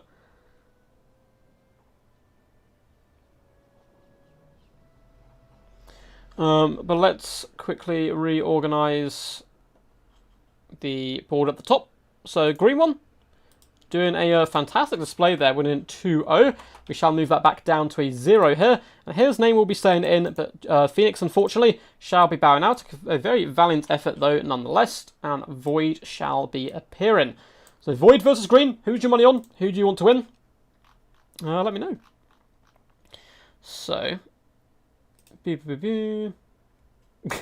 What? Man, Loopy's such a funny guy. Just messaged me on Discord saying Iron Drakes are ducks. I mean, it's true. I guess that Iron Drakes and Drakes can be ducks. I don't know. They spit fire, I suppose. Maps are... Let's just let them know. Toothgrass Hill. Karak Ungor. I think that's still called Karak Ungor. Summer Song, Iron Sand, and Alpine Ridge. So it looks like Green One's going Bretonnia. We haven't seen Bretonnia today, so always good to see them in action. Banning Dowie and Lizardmen, two very good bans. I think they are the worst matchups for Bretonnia. Dowie's just very tough. It is possible, and same with like Lizardmen's equally possible. It's way more balanced than it was. I think actually Bretonian players got a sneak advantage at one point, but then Lizardmen players kind of reorganised themselves, and it's back to being slightly dono favoured.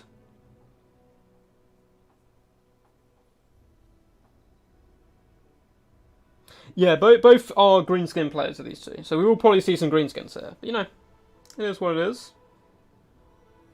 Logic angrily writing Hank Cyrus in the Grey Book. Oh no, what did Hank do? Oh, I'm talking about nerfing Grom Brindle.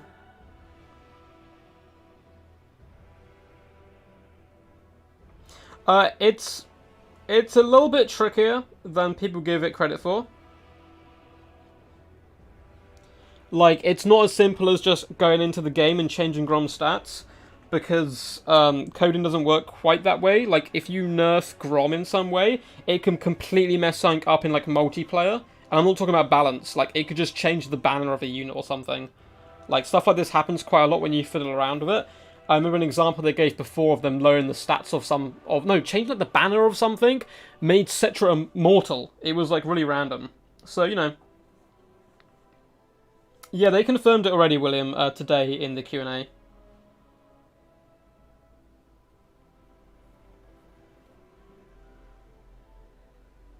Yeah, it's all confirmed, so don't worry. Don't worry. Void going Vampires. Good to see so much Vampires today. Don't get to see them terribly often. What's up, Martial Law? How's it going? I love the little sneaky little eyes and side eyes.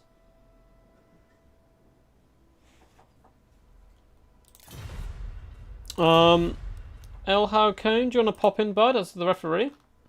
We can check lag.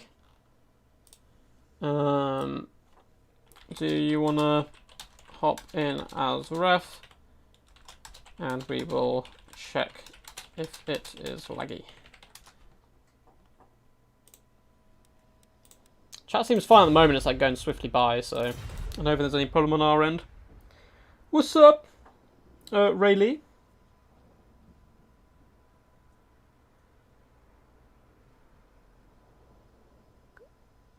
It is currently 0-0. We're going into the finals. So we've had 2 semi-finals, and we're popping in now. So it looks like Void is ready to rumble. Cool. El Halcone is going to be hopping in, which is great. Massive shout out to him as well. Please do give your love and support to El Halcone in chat for volunteering to be referee.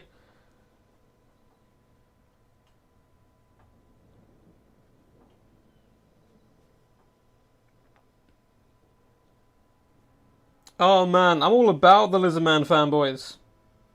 Yes, this is best of 5. So at least 3 games. And with these guys being so evenly matched, it is unlikely. Hey, El Halcone is here. Yeah, El Halcone. Woo! Cool, doesn't seem to be any lag.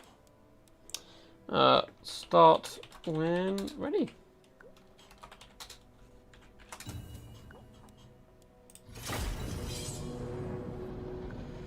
People don't actually realise that Grom's actually really weak.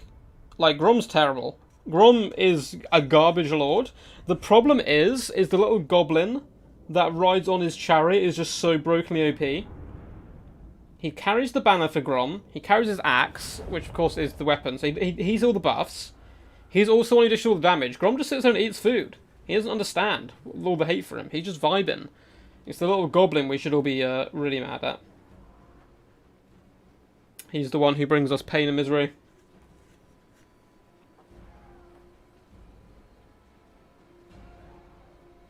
Yes, best of 5. So the way the DVD normally works is best of 3s up to the semi-finals. Semi-finals are both streamed, and they're best of 3s, and then a best of 5 final to round things out. And we do 4 qualifiers a season. The winner of each qualifier does then come together for the grand finals. Chosen one did manage to qualify last week. Put on a real good display. To come back.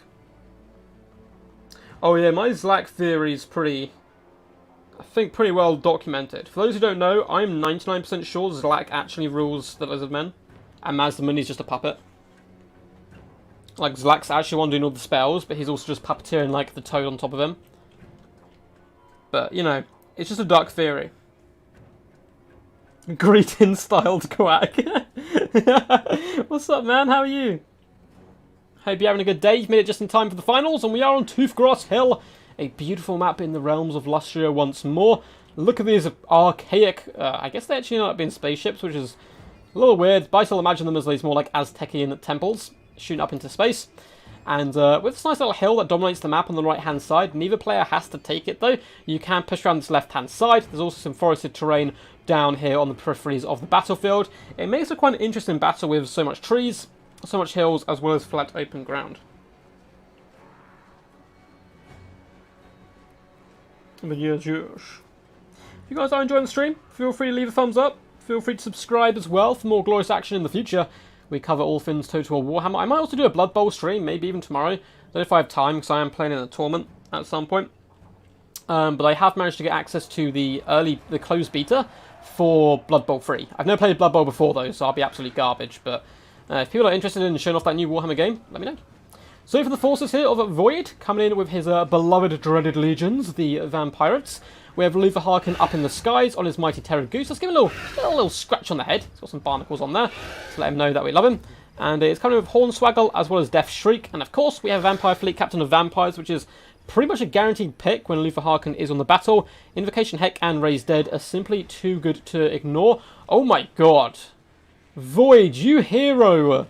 You absolute legend! The Depth Guard with polearms getting some action. Look at these ferocious warriors looking straight gangster. So you do actually have the Depth Guard with polearms alongside a Necrofex Colossus. The black spot will be holding the rear. We have more polearms and just cheap, cheerful chaff in the front line. A couple of deck droppers up in the sky. These are going to be the basic and bomber varieties. One of each. Hell yeah, Void! I love this. The deck guard coming in, depth guard I should say, looking pretty damn cool. They're going to be good up against all the cavalry. For the forces, though, of Green One, we do have men-at-arms as well as peasant mobs. Peasant mobs will be dotted down the front line. Men-at-arms in the secondary formation, as well as 2 Blessed Field Trebuchets. Ooh, 2 Field Trebuchets could start causing problems. We do have the Necrofex Colossus, though, which is kind of hard to shut down for war engines such as trebuchets, mortars, that type of effect. Apart from the peasants, we have a load of more peasants, actually, but with fire arrows, it would seem, and bows. So we have a load of bowmen in the secondary line, backed up by battle pilgrims. What on earth is this? Battle pilgrims, including the Holy Wardens, who are the sons of Beric Dondarrion, trying to live on his memory of having a badass flaming sword. And they're going to be supporting as well a glorious little damsel, it would seem, of life, kind of regrowth and earthblood. We do have men-at-arms with polearms and some cavalry in the form of double questing knights and King Leon Gur. I really need to get like Saphir or someone to do a voiceover for the king at some point so I can play it whenever he enters the battlefield. And yeah, this is going to be some good fun. Yeah, this looks pretty cool.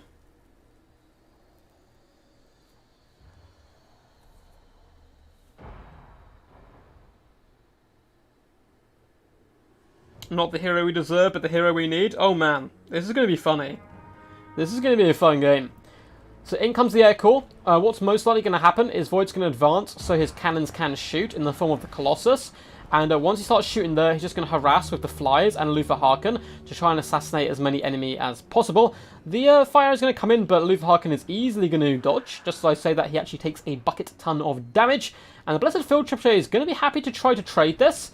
The Necrofex Colossus, though, will be able to deal with them rather effectively. The Black Spot are currently the focus of attention of those pesky Blessed Field Trebuchets. Depth Guard are going to be falling miles back. Just go all the way back into these trees. There's no need to get them close at the moment, as the Fellbats do swoop on the flanks. Looks like the guys saying good luck, have fun, which is always good to see, and there is no lag, which is beautiful. The deck droppers are raining fire down onto the men-at-arms, but again, men-at-arms will quite happily eat this, to be honest. They're a relatively cheap unit. The Quest Knights do need to try to form into the central pocket, however, to escape that fire, because they're going to be a big pain in the butt, but Peasant Bowmen can do some nice work on them. Necrofex Colossus is raining fire down on the Blessed Field Trebuchet, and it is going to be able to take them down relatively effectively. There is no extra powder, though, coming in from this build, so the Colossus is already down to 17 ammunition, which isn't bad, but used up about a third so far, and has only managed to kill 1 Blessed Field Trebuchet. Deck Dropper Bombers are being forced back here by fire arrows, doing some good work there, and King Leon Kerr is just dueling Luther Harkin in the air, but Luther has no intentions of actually engaging in a melee fight with him. More Peasant Archers will be shooting in, and Luther Harkin isn't going to be able to escape this. Foe Seeker has been popped. No, not Foe Seeker, I thought he was using to catch him. The Lion Shield, stand your ground, but Hornswaggle as well, and he is dueling Luther Harkin. Sword of Crones come down, both these guys debuffing each other heavily. The bonus here is Luther Harkin has a quicker access to healing. Actually, no, they both do. They both have healing casters. And there is fire arrow support. I'm very interested to see Luther Harkin take this fight. And he's doing pretty good. Taunt and Hornswaggle both going down. Melee defense of the king is currently 0. And he is going to have to fall back and try to burn a heal up. But Luther Harkin as well is taking a considerable amount of damage as this battle does unfold. But about half health for the king and only about a third off for Luther Harkin. So good initial engagement there from Void. The Blessed Field Trebuchet still going strong, and it looks like they may be able to outlast possibly the ammunition of Necrofex Colossus, which is down to half ammo, and still only taking out 1 Blessed Field Trebuchet so far. And a bit of a mistake, a cheeky death streak. Void getting greedy, going after the Trebuchets. It does destroy both Trebuchets, so it is worth it, but he does take a big slap as well from King Leon Kerr, who is getting healed up by a regrowth at the moment. And Luther down to about half health, but of course he has plenty and ample healing support available for him. Deck Droppers have taken quite a considerable amount of pressure so far, but Peasant Bowmen with fire arrows have been forced back. Deck Droppers are floating down this left-hand flank. Field Trebuchets are looking quite a bit worse for wear so far. It seems like they're just quite happily finding the pole arms, just trying to get some damage value where possible. Now that Void has pulled back his more expensive units to the tree line to cower in fear before the might of the dreaded Field Trebuchet. Yes, yes. Cool. Yeah, guys. I'd leave the conversation about like balancing and stuff for now. We've had it quite a lot on the channel recently, and just yeah, enjoy the videos and enjoy the battles and kind of speak about them instead. I would, but again, feel free to speak about whatever. But I think everyone's very tired of Grom, but everyone's also very tired of people speaking about Grom. Deck Droppers and Bombers are going to be falling back here, as well as the basic Deck Droppers fall into the flank of the map here, looking once again to swoop around behind the enemy and probably focus fire down the Question Knights where possible. The Field Trebuchets are raining in fire, 2 Breathed Field Trebuchets left on the right-hand side, and the left-hand one only has a single Field Trebuchet left, but it has forced the Necrofex Colossus to use up all of its ammunition, which is actually quite bad, because, I mean, the Question Knights are going to be a huge problem in the late game. Anti-infantry, but they can certainly surround some of the larger creatures, and this Necrofex Colossus is down to about 6 ammunition at the point. A Fat Invocation Heck does go down, catching all the Deck Droppers, as well as Luthor, as well as the Zombie Deckhand mobs, which is pretty good play, because all that fire arrows which did come in earlier, all that ammunition used up, is basically being completely wasted at the moment. And it looks like the Necrofex Colossus is, 5 ammunition left to continue to rain in fire, but it's been a rather slow, drawn-out game so far, but it will kick off in quite a fury, I think, when it gets going. In the background, Quest Knights have taken pretty considerable damage, trying to get out of range now of the Colossus, who has decided to switch its targets up and fire at some of the more expensive units, allowing the thinking, the Field Trebuchets aren't themselves actually going to be getting that much damage value, firing in to all this chaff. Fire arrows, once again, are going to be lighting up the skies, focusing down the Deck Droppers, down to 17 and 16 models left. But, again, they've got plenty of healing and can come back for more in the late game. King Leon Kerr is currently going to be getting his arse shot by Luthor Harkon, who has plenty of ammunition left in the trunk. Necrofex Colossus is up to 36 kills at this point, down to just 4 volleys, however. And this is just a real battle of knitting and picking, trying to pick apart each other's builds. Yeah, this game is a lot of foreplay, for sure. For sure. Cool to see a legit Tactical Reserve as well. Yeah, I mean, Tactical Reserve's actually a nice tactic. Now and again, we joke about it a lot, and units which we kind of forget about, but honestly, leaving people back is sometimes a great idea, particularly here when you're kind of dealing with artillery fighting against artillery. But great to have you here, Dector. My heart is still broken that you have I don't want to use the word betrayed XMT. You would have a left XMT to join ODM, though. I do have a special place in my heart as well for all the ODM guys. Really cool clan over there. Deck Droppers are now starting to maybe get a good engagement with the Blessed Field Trebuchet. We're going to get the second death streak of the game come down on the Peasant Bowman. It looks like they're going to notice and manage to get out of the worst of the damage there, trying to spread his formation a little bit, but still taking a bit of punishment. King Leon Lunker is chasing him away there. And yeah, as described in chat, this is just a lot of foreplay right now. Both players wanting to use up their value from their long-range troops. The Blessed Field Trebuchets use up all the ammunition, as well as the Necrofex Colossus. It has basically used all of its ammo right now, and it's a pretty janky unit as far as it goes in combat. And it's got only 964 damage value, which, to be honest, isn't fantastic. Which could start to be a bit of a problem. Quest Knights have taken quite a pounding here and lost 10 models. The problem is, even if they get healed up, they're not going to be able to get those models back. Deck Droppers, as well as the Bombers, taking quite a lot of fire pressure now from the Peasant Bowmen, but they're trying to isolate these single units on the flanks and doing some nice damage to them. On the far side, the other Blessed Field Trebuchet seems to be going down here in a puff of deaded smoke. Still 2 pieces going in, though, going deep. 46 kills so far, and as we can see, those Polums not having the best of days so far. I really do hope we get to see some of those Depth Guard in action, though, before the battle's over. Balance power is slightly in favour of the Vampires at the moment. ODM too strong? Oh yeah, for sure. ODM is strong. No Dairy games yet, Aldi. Or Aldi, I'm afraid to say. We need to get you back in, man, to give us some glorious Dowie action. King Leon Linker continue to chase away Deck Droppers, force them away for now, and they are on the retreat. And how much pace does he actually have? 100 speed right about now? Up against 80 speed, but that's just going to take so long for him to actually catch them and finish them off, and he's kind of needed in the main battle line. I wouldn't mind the King actually venturing out forward here and just attacking this Necrofex. There's nothing down here that can protect. It would force back all the Air Corps as well as Luthor Harkon, so if the Bretons actually shuffled forward a little bit as the King came over to engage with the enemy, I think he'd be in a good chance of getting into some good engagements. Deck Droppers are eventually falling down here. Luthor Harkon, though, is going to be feasting upon the souls of the Blessed Field Trebuchet. Battle Pilgrims having to get themselves psyched up. There's still really good ammunition left on these flies, which of course can start to cause all sorts of big problems. Necrofex Colossus is currently out of ammunition, which is a bit of a problem. and it's going to have to wander into the enemy. We do get an Earthblood come down on both Quest Knights, going to be topping them up, and I think now is the hour for Platoon just to get a little more aggressive. Push forward, shuffle the army field a little bit. You don't have to kind of leave the Blessed Field Trebuchet. You can kind of, defend it a little bit, but move forward with the king and hunt down the Necrofex Colossus and try to finish him off for good. I think that's a good way to go. What's up, Vicious Satsuma? How are you doing, buddy? Man, Vicious Satsuma was an absolute champ yesterday on stream. I highly recommend checking it out. Necrofex Colossus is going to fall back now. No point just getting engaged in hand-to-hand combat. Did it manage to pay for itself? I'm not sure how much a naked Necrofex costs. 1.1k damage value is rather tasty, particularly for a unit which still is at full health. It did good work. One Blessed Field Trebuchet has been taken out, as well as one unit of the Peasant Bowman.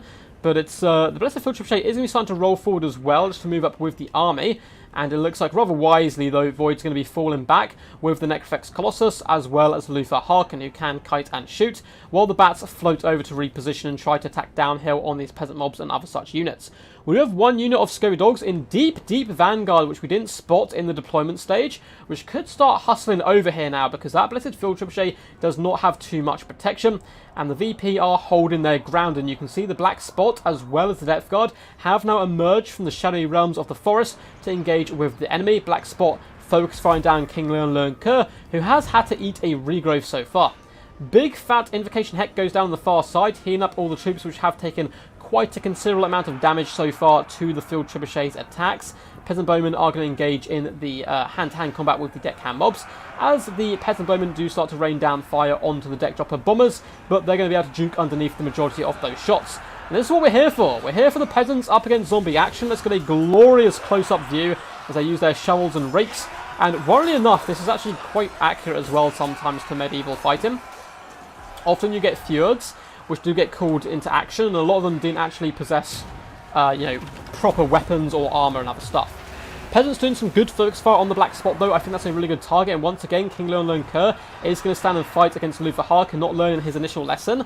Stand your ground is popped, but likewise is Hornswaggle, and it's a bit more of an even fight this time with Sword of Crone going down. It looks like the Vampire isn't close enough to also apply her debuff onto the King, and the King is actually being victorious. Luther Harkin is in need of running. He's actually catching up to his healing cap rather quickly here, and he's having to flee for his life. Deck droppers are going down into hand-to-hand combat with the Peasant Bowman. Quest Knights need to react now to try to protect this Archer core, because it's doing so much good work. Look at the damage on the Black Spot and on Luther Harkin. It seems like King Leon Kerr is going to fall back and try to assassinate this Necrofex, which certainly isn't a bad idea whatsoever. Quest Knights are just eating shots right now. They need to get a little bit more active, I think, and aggressive. But again, it's way easy to say up here on my high duck branch. Men-at-arms being forced off, as well as peasant mobs. Looks like they were overwhelmed by the sheer weight of the zombies. Quest Knights are now going to have to engage in hand-to-hand combat. And we do have a basic mob summon. Interesting choice to pin it here. I think if this was a gunnery mob, it would be much better. Just loosen shots here into the rear of King Leon Kerr, who's doing good damage up against the Colossus, but is now getting shot in the rear by Luther Harkin and the Black Spot. And yeah, he needs to get out of here. Even though you can assassinate this, he is desperately close to his healing cap right now. Men-at-arms are vibing at the back for now. Damsel of Life is also with them. Quest Knights are being used to force back Scurvy Dogs, who did feast upon the soul of the Blessed Field Trebuchet. Very close game, but I think the VP are in the ascendancy, mainly due to the fact the archers have been driven off, and there's nothing which can finish off the Black Spot, unfortunately. Luther Harkin is now once again on the prowl for the King Leon Kerr. Void played it a little bit close to the edge with how close King Leon Kerr came to killing him, but he knew when to pull out, draw him back into the gunfire, and it ended up becoming a good situation. That's what good players do, turn bad situations into good ones. How my beloved mini Beric Dondarrions doing? Well, they're up to 104 kills, certainly clearing the way for the chaff, and it looks like the polearms are certainly nearby, full health, and they are engaging with Quest Knights, which is good to see. These mighty halberds are cleaving some of these knights asunder, and oh no, the slow-mo falling down to their doom. Luther Harkin gets hit by a taunt and a Hornswaggle, but Lion Shield shall hopefully protect him. And he's actually coming down to snipe the Vampire fleet captain, which is a really good idea. She tried popping off a summon, but he knocked her down, which actually cancels out the summon.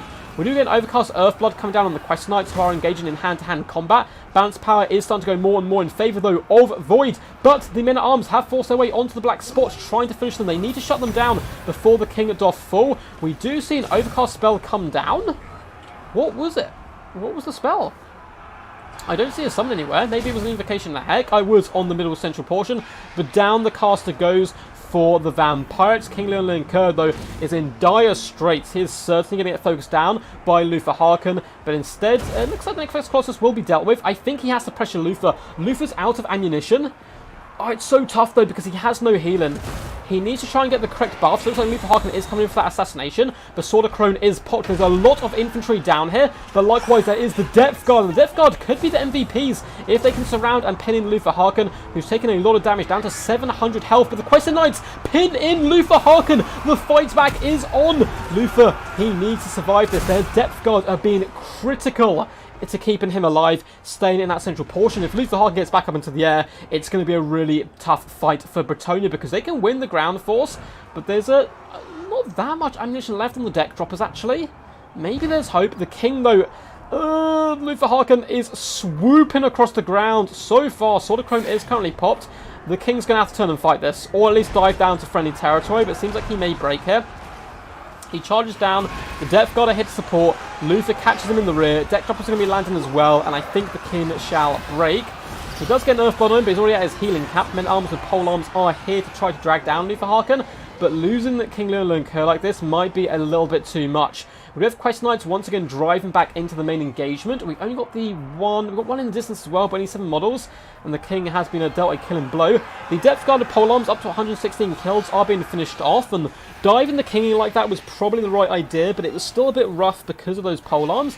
Balance Power is dead even, despite the fact the King is getting assassinated and finished off here, because the Depth Guard are going down, deck droppers are going down, and the Scurvy Dogs are crumbling. This is such a ridiculously close game, and Void needs to be very, very careful. If he overchases here and loses all his ground forces, then all his leadership will start to break, and Luther Harkin will start to crumble, and the Scurvy Dogs are trying to run away from the Question Knights, but they're crumbling. Minus 33 leadership, minus 37. Quest Knights look like they might be able to catch him. No, continue to chase. Please, you need to crumble these guys, because otherwise the Air Corps will be able to stabilize and stay online. This is a big misplay, I think, from Bretonnia. I know he's coming back to get the hills up, but they're the only ground forces left for VP, and they can just hide in the trees. This is minus 16 leadership. They may be able to stabilize. Man, crumbling's so annoying. These guys survive for like so long. Down to, I mean, the lower they get, maybe their leadership would falter, but they are up to 13 leadership now as the balance of power does, for the first time, go in favour of Bretonnia. This is wild. This is so wild. This is insane. Like, the Question Knights, there's only 14 models, but some more hills would be quite nice. Bretonnia don't need to attack here, because there's nothing they can actually catch. And the Scurvy Dogs are crumbling in the distance. Void does need to get moving as well, though, because Luther Harkin attacking over here does not count as actually being aggressive, but he is shooting here. And a really nice shot into those pole arms. But he will now have to engage in glorious combat, as those Scurvy Dogs, minus 38 leadership, down to 100 HP, will be crumbling, and he's going to start getting a negative penalty on all the deck droppers. A load of the forces of Bretonnia just break, though, as King Leon dies. That's so rough, because if they stand and fight, they've probably got this. Scurvy Dogs do get wiped out, and I think that is... Oh, he's got deck droppers chasing some peasants over here. They are, of course, shattered, however, but he's now chasing off Quest Knights on this flank. So if that allows him to get his troops down on the ground, that will counteract the penalty they will get for flying in the sky. Balance power is in Bretonnia's favour. Damsel needs to heal up these Question Knights. Green One just going to slow roll this and move forward, save up his Winds of Magic, because he is magic, and at the moment the Vampires don't. Void, rather wisely, just going to chase off all the routing troops possible, hunt down the pole arms. They're pretty good units all round. More deck droppers are coming back as well. I don't see anywhere Bretonnia honestly winning this. I really don't. He's trying to chase these men-at-arms at the moment. Luther Harkin is coming back, and deck droppers also floating over to the main engagement. Yeah, man, that break. Oh, let's get a Darv in here to rant about crumbling. Yeah, everyone has their kind of, the thing they don't like. Darv doesn't like crumbling. I don't like anything which isn't a lizard man. Personally. Deck droppers just diving down here on the men-arms, trying to finish them off, force them away from the battlefield. And this is good diligent play. Come over here, get your breath attacks if you've got any left in. Chase down the Iron troops, force them off the battlefield. And Bretonnia do not have to attack here, because they have no way of actually catching the Vampires. So they're fine to just kind of vibe and sit this one out. Quest Knights are bouncing back and forth, looking to try and dodge any big Death Shrieks coming in. It might be honestly worth Death Shriek and the Damsel of Life, trying to get her off the field here. Peasants have rallied, they would seem, in the distance, maybe. They kind of came back active again, and they're minus 2 leadership but charging in, and they are shattered. Balance power is dead even. perhaps the loss of the peasants was too much to bear. Luther Harkin is going to be coming in. Quest Knights do countercharge. They get hit by a Hornswaggle, however, and all of the Bretonnian forces are going to have to come in and surround Luther Harkin. It is the only way to victory. He can, of course, cycle charge because the deck droppers can come in and attack, but Terror's going to be such a problem here. Men-at-Arms being forced off by Terror. Battle Pilgrims coming in for the surround on Luther Harkin, trying to dish out the final bit of damage. Damsel in Life is an okay melee combatant, but nowhere near on the level of Luther. And the Balance Power is surprisingly dead even. I really am surprised. I don't think there's any way Luther Harkin loses this. I mean, Battle Pilgrims do have Frenzy up, so they've got some pretty decent stats, and Luther is taking a bit of a pounding. Deck droppers need to continue to fight here. They are chasing off Men-at-Arms over here in the distance, and chasing off the Holy Wardens, which is a nice pick, because they can be a big pain, and he's going to disengage and just hunt down some other remnants. Yes, the Green Knight, man. We need more Green Knights in here, for sure. Yeah, I can't see a way Luther doesn't carry this. The Balance Power, like, seems to disagree with me. But the Bretonians are struggling to keep their forces together, simply due to the fact there's a lot of deck droppers on the field just chasing off round troops like the Questing Knight, which is a really good play here. Get rid of these guys. But also the Terror. The Terror outing is very, very problematic right now. And every single time a unit breaks off, Void's been really smart and taken over Felbats and Luther and stuff to attack these kind of units on the periphery. Holy Wardens are actually doing some pretty solid damage. There's a weakness to fire for Luther Harkin. Down to 3,000 HP. Balance Power is dropping more and more in favour of Bretonnia. This is some weird stuff. Quest Knight's being chased off though. It's good to get rid of these guys. Yeah, there's only 8 models, but they can be healed up and come back and be rather naughty in the late game. Luther Harkin taking a pounding once more, but he has managed to terror out a lot of the units, including the Damsel of Life, and this is really bad because now he can pick them apart without any support. The Battle Pilgrims may be in sustained combat with all of them surrounding Luther, would be able to drag him down, but it's just not going to happen because of Terror. Man, yeah, this has been a nice long game, like a nice long skirmish phase, which I think the VP came out a little bit ahead of, and that mid-grind really did favour the Bretonnians. I wonder if they pushed earlier, if it would have gone better for them. But again, I'm getting the kind of as much value at the trebuchets is nice, but they just had no good targets. So the poor little Wardens here, or not Wardens, the Battle Pilgrims, going to be trying to vibe next to the Damsel, but Luther Harkin is going to continue to cycle charge into her doom, whilst the Bats just clear up Men-at-Arms on the flanks, shatter them and so forth. Battle Pilgrims do get hit by a Hornswaggle, which is a really nice debuff, going down on the largest unit, and Luther Harkin trying to pull through. Still 2.3k health left. There's simply no way, and finally the Balance Power seems to have sobered up a little bit. Maybe he had another drink to counteract a little bit. And it looks like it is now going to be a VP victory, and the first game shall go to Void in a very, very hotly contested affair. Yeah, Lewin diving down on the Necrothex, I think was a really good play, but then getting caught up, staying in there too long, getting shot by Luther and the Black Spot in the rear, really did end up kind of costing him the game, because if Lewin was around in this late game, there was no way. There was no way that Luther Harkin carries against him. Both Battle Pilgrims are vibing together. It looks like we're just clearing up some units on the flanks. To be honest, if I'm Void, I'm just chucking Luther Harkin in here, I think, and rear charging with the deck droppers. The morale's low enough that he will actually break them, but it looks like he wants to play this extra carefully and really break off all units where possible. And finish off these Men-at-Arms and bring all his troops over before attacking, but it seems unnecessary, honestly. Just drive down on the Battle Pilgrims and rear attack with the deck droppers would be enough. This is not Faith Steel Gunpowder I want to see. Yeah, it's true. I'd love to see some Empire at some point.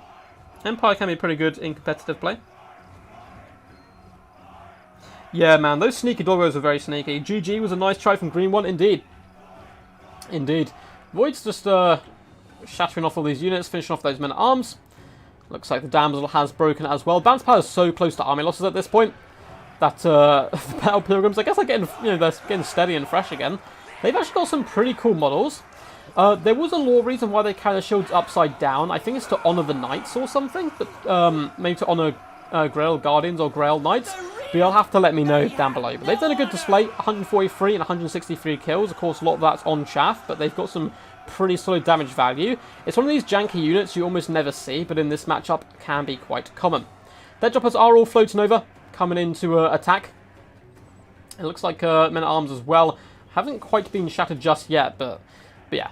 Just chuck a Luther Harkin, there's no need here. Oh, come on, buddy, show me what you've got. Green One with the fighting talk, he's like the Captain America.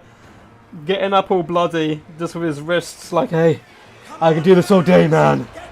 And the Battle Pilgrims get hit by a Hornswaggle. He's probably saving up for the debuff as well, but honestly, it's really unnecessary. Like, Luther could have soloed this on his own. And that shall be victory. Oh yeah, he's chasing off units, that's why he wasn't attacking. To try and push balance of power even more in his favour. But yeah, Luther Harkin could have just finished that way earlier. There was no way those poor Battle Pilgrims were going to be able to take him down. But again, yeah, it's good diligent play, guaranteeing the victory, I suppose. And Void coming in with 4,447 damage value on Luther Harkin. That is disgusting. Some amazing play of Void as micromanagement of the big boy there. Vampire Fleet Captain didn't fare so good, but of course was more here for the hills before the assassination. The Depth Guarded Polearms, 1,200 damage value. They did solid. They did good. As well as the Black Spot, pouring in damage. Only 11 kills. Almost all this damage value came from shooting Leon Leoncoeur in the rear. 1.7k damage value there. Skill Dogs did okay. Neck Fix 1.5k. And the Flyers did decent as well. Kind of in the 800 range. As a green one, King Leon Leoncoeur got nearly 3k damage value. And he played him pretty well until that kind of suicidal, or what ended up being a suicidal charge down on the ground.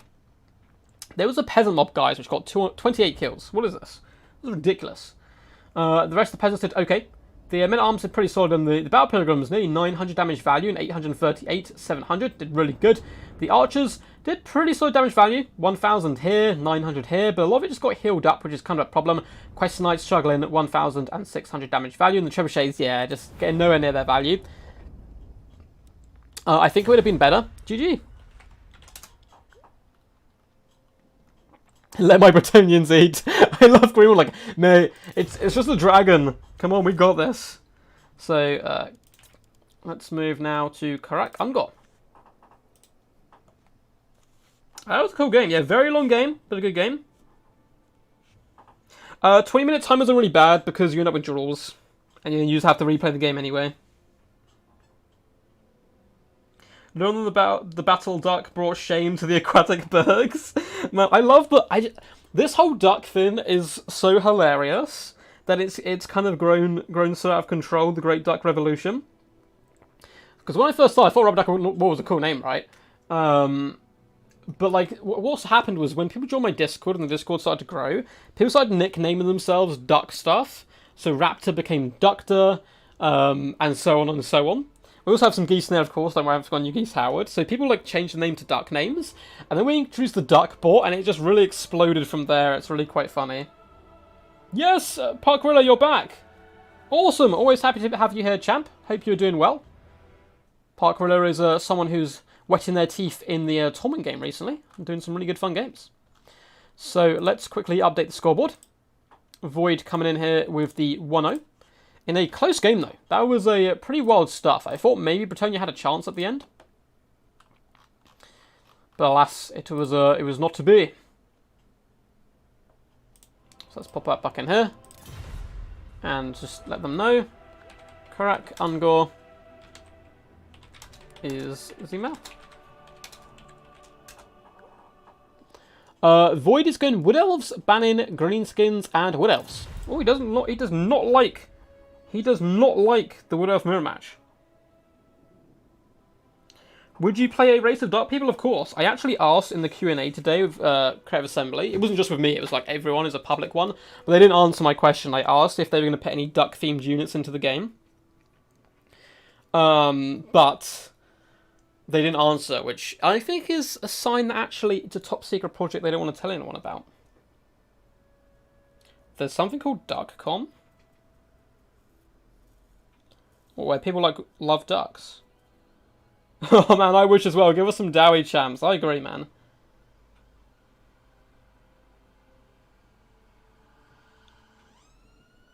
If there's DuckCon, we should honestly, like, if you're talking about like a Comic-Con type thing, but for ducks, we should generally go.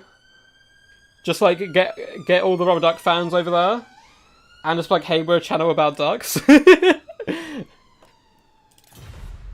Green One's going Empire, which I think is very good for Empire, if I'm being honest. I think Empire have a really good matchup versus Wood Elves. I really struggle as the Wood Elves in it.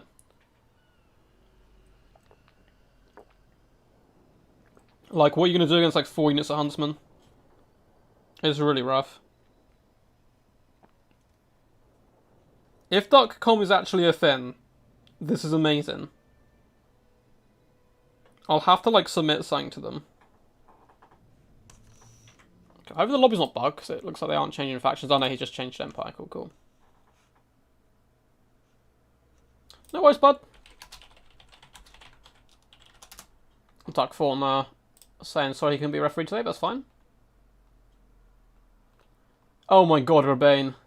I've just seen something you've popped into my Discord under memes, and I will certainly be checking that out afterwards. It looks amazing. That's like my new favourite meme is the little duck bobbing. He's dancing to an Outcast song. It's really cool. Elforian Shades! The man, the myth, the legend. How are you doing, man? Haven't seen you in a while. Man, if the pre-order rate... Man, all I want, come on, like, CA Duck works, right, for Creative Assembly. He's got Duck in the name. Just need to get him in a room somewhere, right, and be like, hey, man, all we want is probably Zinch, would make sense, because they have, like, bird-like stuff. Is give them some kind of, like, bird-esque infantry unit, and then make the regiment renowned, like, the Ducks of War or something. Just, like, call them, like, the Ducks of War, and I'll play them every game. It'll be great. Yeah, they didn't want to spill the breadcrumbs on the duck-based faction. I agree, Larry. I agree. I love the pun as well. I didn't see your name to start with, and I thought that was going to be Optimus Pine, who's kind of our resident pun maker. Oh, it's a VPN. Oh, that's sad. Maybe we can start our own .com. YouTubers generally do that, but obviously they're kind of like gigantic people. But one day, we're going to have just a .com. So, no green skins so far in this best of 5, which is a pretty amazing sight. There's a lot of things which can be considered giant ducks in the game, I think.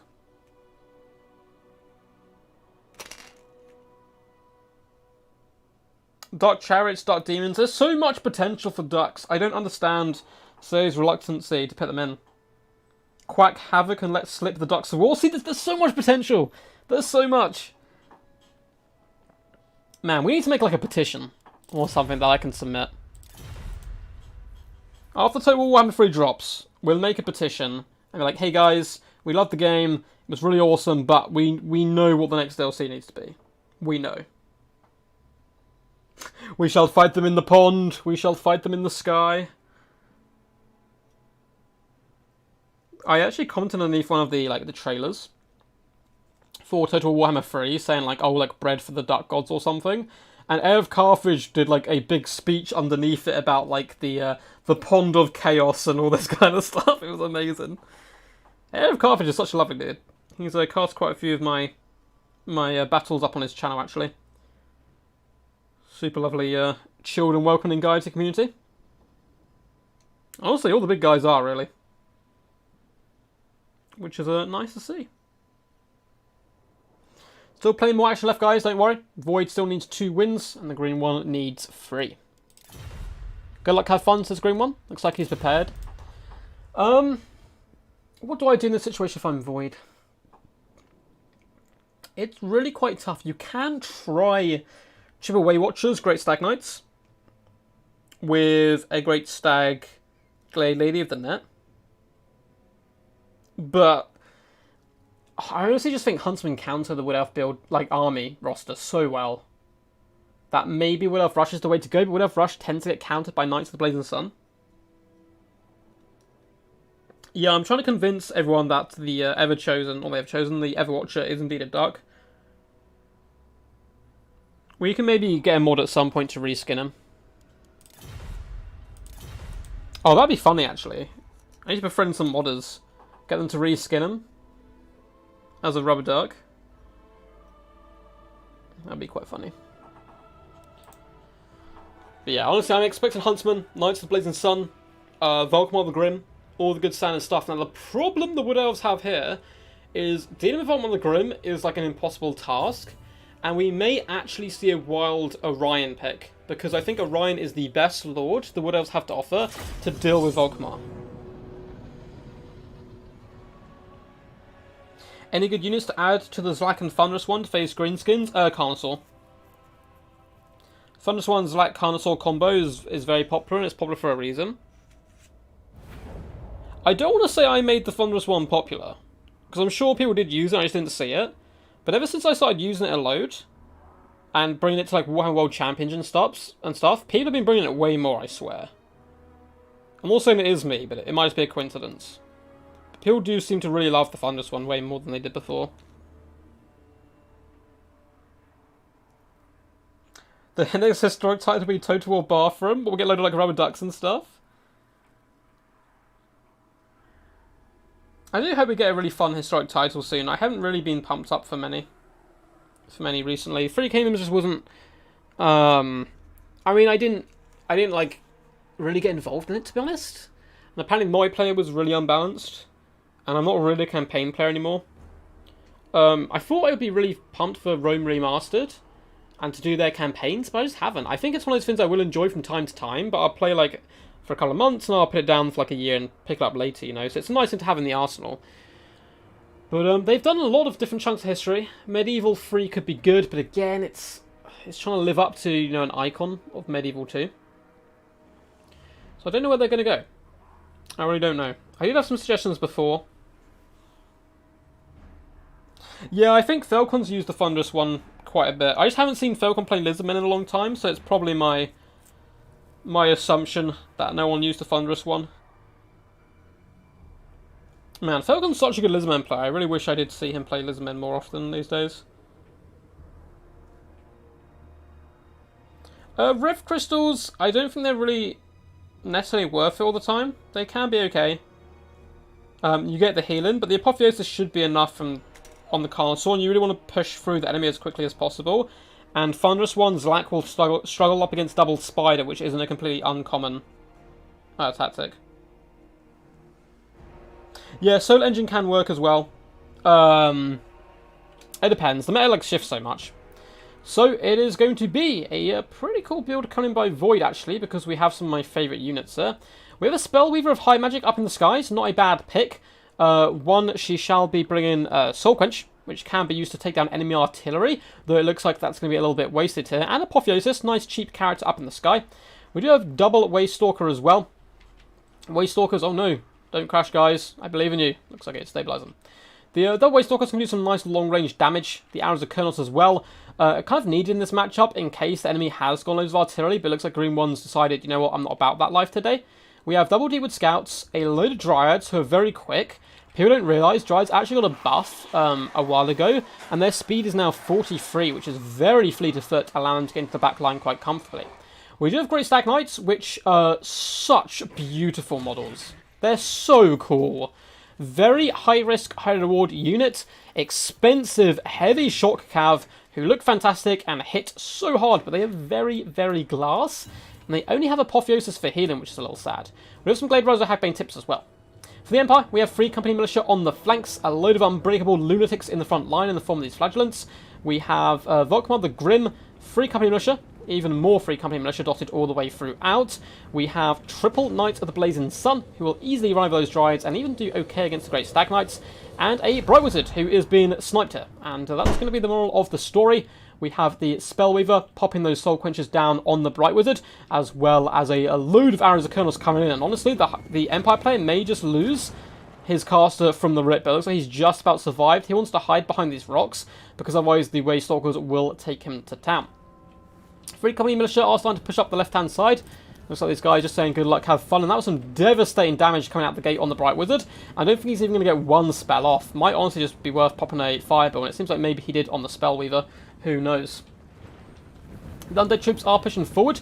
The Deepwood Scouts are raining fire down upon them. Volkmar the Grim just vibing for now. Just vibing. Unfortunately, these Tattered Souls actually. Oh, we have the Regiment Renowned, which is quite cool.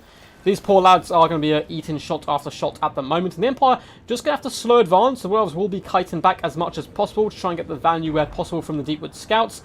And that poor little Bright Wizard has shattered. So Green One, the champion, the man of the people, is going to have to play this entire game without a caster. Yes, this is some scary stuff. I'm a fantasy man, but Total Warhammer 40k be ducking awesome. I agree, man. I agree. I'm also more of a fantasy player, but I definitely play it still as well. Though I would still cast fantasy games. I don't think that'll change. Volkmar the Grim is rocking forward. Tattersalls taking massive damage, are looking to hide behind the little rock here as more shots do start to pour down upon them. Empire going to be forcing their way forward at this point. Volkmar is a great ping cushion for the Empire. It looks like Void hasn't taken off fire at will, so he's wasting a lot of ammunition into Volkmar, who can eat that up all day. The one worrying thing about this build is there is literally zero to kill Volkmar, apart from a surround from the Great Stag Knights, which is a bit risky. And they are all hidden at the moment in the forest, which is really cool to see, because this flank may well open up soon, and the Free Company Militia may indeed get kind of gobbled up and eaten. Tattersouls are nearly dead at this point, getting absolutely hammered. A big fat Soul Quench does come down the line on the Free Company Militia, doing some okay damage, but nothing too crazy. Why do we so rarely see Hawk Riders? They're pretty good. If you go mass air, kind of commit to the air game with Sisters of Fallen and stuff, but otherwise they just don't really have enough ammunition to pack enough of a punch, in my opinion. But I think they are far better than they used to be. Free Company Militia do now know the Great Stag Knights are here, which is a little bit scary. Volkmar is rolling dirty forward. The Dryads are going to start facing his Fury now. He does do fire damage, so these Dryads are going to get slaughtered by him.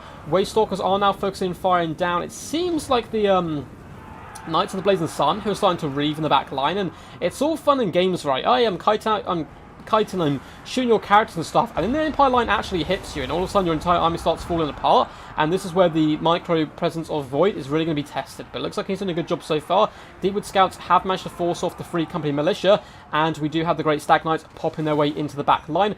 Knights of the Blazing Sun don't want to engage here because they are very isolated and alone. You need Volkmar here to support, at least if you're going to go in with the Knights of the Blazing Sun. It looks like they are going to turn charge though. Going into those Great Stag Knights, going to meet them on lances lowered. And as you can see, the shock damage is currently going in favour slightly of the Great Stag Knights, but they are going to absolutely hammer each other to doom. We do get an Apotheosis coming down, though, from that caster, the Elvish caster. Banishment does try to catch the Great Stag Knights, only going to get to 1 or 2 there, unfortunately. And the Free Company Militia do live to fight another day, but a load of shots now raining in to the rear, and that lack of decent healing could kind of come back to bite the Wood Elves in the butt a little bit, as Knights of the Blazing Sun do some good damage, but good cycling. Pull out one unit, slam in with another, but it looks like they may be caught by Volkmar, which is going to be a rather nasty stuff, but they are going to be able to get one of these units of Knights of the Blazing Sun off the field for good. So far, really good play by both players. Free Company Militia have somehow been kept alive, raining shots in on the Great Stag Knights, but these guys aren't handgunners. They're not going to have that crazy high damage outpouring onto the enemy. Knights of the Blazing Sun are dealt with at the moment. Volkmar is still pretty meaty. A lot of Dryads are going down. Deepwood Scouts are running out of ammunition, so are the Waystalkers, so they still have plenty left, but it's getting a little bit low. Volkmar the Grim is going to be, honestly, a really tough cookie, but triple Great Stag Knights certainly do have that punch. He needs to make sure he sticks nearby the rest of his troops to help support them. While the other Knights of the Blazing Sun were putting their lives on the line, this unit was just having absolute fun in the back line, running over enemy troops. I certainly expect to see Void try to move his Great Stag Knights and rotate them round the battlefield to the left here, or move up behind the enemy, because otherwise these Knights of the Blazing Sun are simply going to roll over the Deepwood Scouts rather comfortably, though they are taking quite a pounding, and that lack of magic really has been a big hit on the force of the Empire. If they had brought double caster and maybe dropped a Free Company Militia, I think they'd be in a far better situation right now. Then again, it could have been sniped out as well. Farbark Elders are a massive counter to Volkmar, oh for sure. Bows go brr, indeed, born to rule, indeed. Deepwood Scouts pretty much out of ammo, but they've done good work. Knights of the Blazing Sun, this unit very beat up and wavering. The other unit, though, clearing up the Dryads, who are not having a good time whatsoever. This is quite a close game. Great Stag Knights, though, are starting to pick on loose units. This is something Void does rather well. It's the old classic divide and conquer tactic with fast hit and run kind of elements. Knights of the Blazing Sun, finishing off these Dryads, can now start to fall back. It looks like the Spellweaver is going to be used to hunt down the Knights of the Blazing Sun. There's still 19 of these guys. That's a decent amount of punch. So chase them off the field like this is some really good diligent play coming in from the Wood Elves. Deepwood Scouts are now being diced up in combat. They might be able to actually win this combat, but they are out of ammunition at this point. Glade Riders with Hagbane Tips are trying to focus down the enemy. I am still really worried about Volkmar. I mean, Deepwood Great Stag Knights are going to have healing. Waystalkers are nearly out of ammunition at this point. Spellweaver can do some good cycle charging, but there's a decent amount of Empire forces left alive. Waystalkers are trying to focus down the Knights of the Blazing Sun. Not a bad idea whatsoever. There's actually triple Great Stag Knights, so again, they're probably the answer to Volkmar. It's going to be a grind, I think, for them. I bet there somewhere is a homebrew duck-themed Astartes chapter. That actually is. Or someone has made rubber duck helmets for Space Marines, which is pretty cool. Apotheosis going down on the Great Stag Knights as they ride back. 22 models still, which is really lovely stuff on these guys. More Great Stag Knights starting to roam around the back, and they're going to want that fight with the Knights of the Blazing Sun, but only if Volkmar isn't nearby when it happens. At this point, the Empire, yeah, need to stay quite tight, which is a little bit rough, because the longer this game goes on, the more soul quenches, of course, the Wood Elf will get.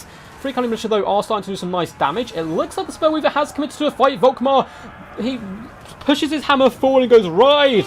Drive me closer so I can hit them with my hammer," and comes into combat, hitting the Spellweaver and coming with all his buffs and debuffs, but to be honest, Void had no intention of sticking in this fight, and is going to be falling back here. Great Stag Knights not really taking any damage, and they managed to force off the Free Company Militia, which of course was the damage outpour here for the Empire forces. Knights of the Blazing Sun do get caught by Great Stag Knights, although they were dueling rather effectively up against Deepwood Scouts, and Great Stags are now right in the mist. Welcome the Grim, Grand Shield of Faith, Grand Hammer and Sigma has gone down, and we have another Banishment coming in. I'm not sure this is really going to hit. I see a few Great Stag Knights, but also a few Knights of Blazing Sun, so a little bit of an equal trade there. Looks like the Knights are being forced off, despite all the buffs and debuffs currently being active and poured on, and a lot of the Empire forces are just running for their lives.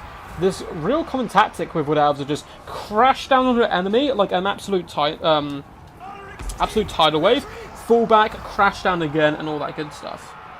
So it looks like it's working relatively effectively. Knights of Blazing Sun do manage to rally though, and the Great Stag Knights are the definition of kind of wanting to hit and run, because in sustained combat they can take a lot of damage, and you can see they're actually losing quite a few of their troops right now in HP to these Knights. Volkmar is desperately trying to keep up. A lot of the Unbreakable troops, of course, will still be fighting for the men of the Empire, with some Knights of the Blazing Sun rallying in the back lines who can hunt down those Deepwood Scouts. Volkmar is still full health at the moment, and is now going to be coming after that Spellweaver of High Magic. Apotheosis is not air effect either, so you can only heal up so many troops in one go. Volkmar may indeed actually be going after the Great Stag Knights here instead, trying to finish them off for good. Unbreakable troops trying their best up against the Great Stag Knights, but they'll be getting pulled apart quite effectively. Glade Riders of Hagbane Tips do manage to shatter the Free Company Militia, and now the Glade Riders do start to roam back into the centre of the battlefield. Good work so far by both players. It looks like it's going to be most likely Wood Elf victory if they can cycle charge Volkmar to death, and that is going to be the key. Yeah, the Volkmar might be able to solo. That is honestly the only way that Grimwon can win this, because the rest of his army is pretty much dead. Knights of Blazing Sun do get finished in the distance. We are seeing Apotheosis come down on the Great Stag Knights, and the Giant Spellweaver is going to engage with Volkmar the Grim, and all of those elves crash once again into the melee fight surrounding Volkmar. Flagellants do return though, coming to hurt down those Dryads. We're going to see bombardment. The Wood Elves trying to retreat, but they actually got bogged down quite badly there, taking massive damage on the Great Stag Knights and Dryads. Volkmar losing health rapidly, and the problem is he's surrounded, so he's going to get a lot of shots in the rear, and Green 1 decides, you know what, I don't think I can actually carry, and bows out. I think there's a possibility, but I don't think Void would have allowed it. He would have just cycle charged with the Great Stag Knights time and time again, and he is starting to get burst down quite a lot there at the end. Well played to these two champions, very good game, another hotly contested one. Green 1 may be 2-0 down, but he could easily be 2-0 up at the moment. Spellweaver, 1.5k damage value is pretty damn good. 1.1 and 800 on the Waystalkers as well. Very good units. We do see them in competitive quite a bit. They've kind of dropped out of favour, it would seem, in some matchups, but the Empire is certainly one where you'd see them quite a lot. Dryads, for the most part, just got destroyed and run over. A few of them getting their value. Deepwood Scouts, an amazing 1,000 and 1,100 value from them. 960 from the Glade Riders. As for the Great Stag Knights, good play. 1k here, 1.2 and 900. How did the Green 1 fare? Well, Volkmar the Grim, 2.3k damage value. The Firecaster getting assassinated so early on was so rough for him, though, which was a bit of a shame. The Free Company Militia could just never really get their shots off effectively. Knights of the Blazing Sun, 1.5k, but the other two, 900 and 400, were outclassed by the Elvish Cavalry. GG, well played. Good sportsmanship, both the guys here. GG, well played, mate, says the Green 1. And we will be moving on to the third map here, Summer Song. And there we go. Summer Song is the map. Let us quickly pop out and alterate the scoreboard. So Void is now 2 up. Looks like I have a load of messages on Discord. Could you send me a replay of the Wood Elf Empire game? Yeah, sure.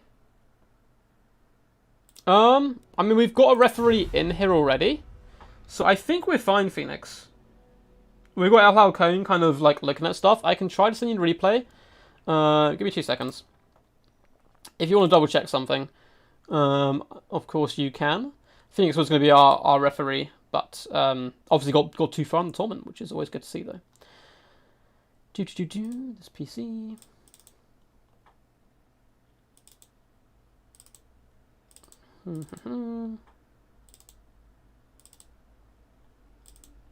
Cool. So hopefully that should be the replay, because I believe it saves it for me as well as autosave. So green one is going to be okay. Time to drift. Picking Norska, I like it. I love Norskans. People always say Norska are really bad at the moment, but I honestly quite enjoy them, like quite a bit. Yeah, that's what I mean. If you just the Firecaster, it was such a shame. Yeah, I think going Mass Huntsman is better than the Militia, but maybe he's worried about people getting in the back line, which could be a problem. But yeah, I prefer Huntsman in that matchup as well. Green one is going Norska, banning Counts and Greenskins. I love to see Norska in action. I do see people often say that they're a bad faction. I kind of disagree.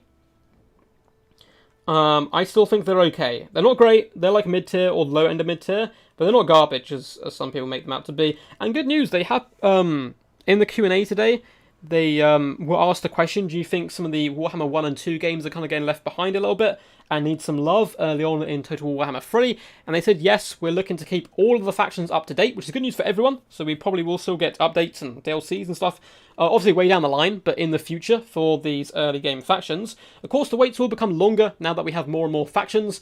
So, yeah, the DLCs won't be as often for your favourite factions.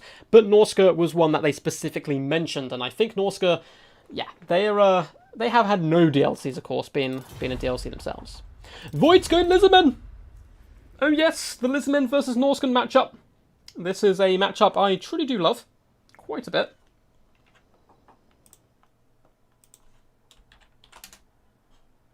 Some people say it's Norscan favoured. Some say it's Lizardmen favoured. I think it's 55-45, maybe Lizardmen favoured. I think they just have more ways of winning it than Norska. We're definitely going to see some javelins here for sure.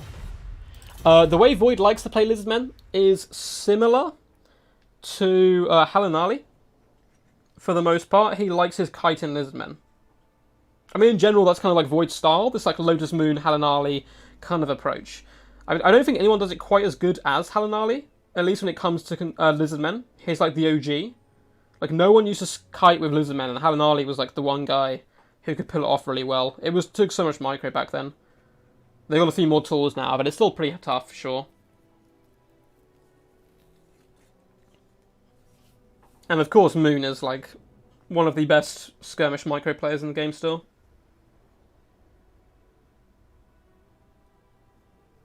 Net and Pearson bolts. It could be good. The problem is you're probably going to lose one of your casters on the approach to Wood Elves a lot of the time.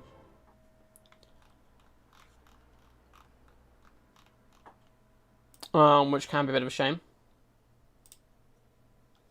If you guys, by the way, are interested in playing in future events, we are hosting these weekly at the moment.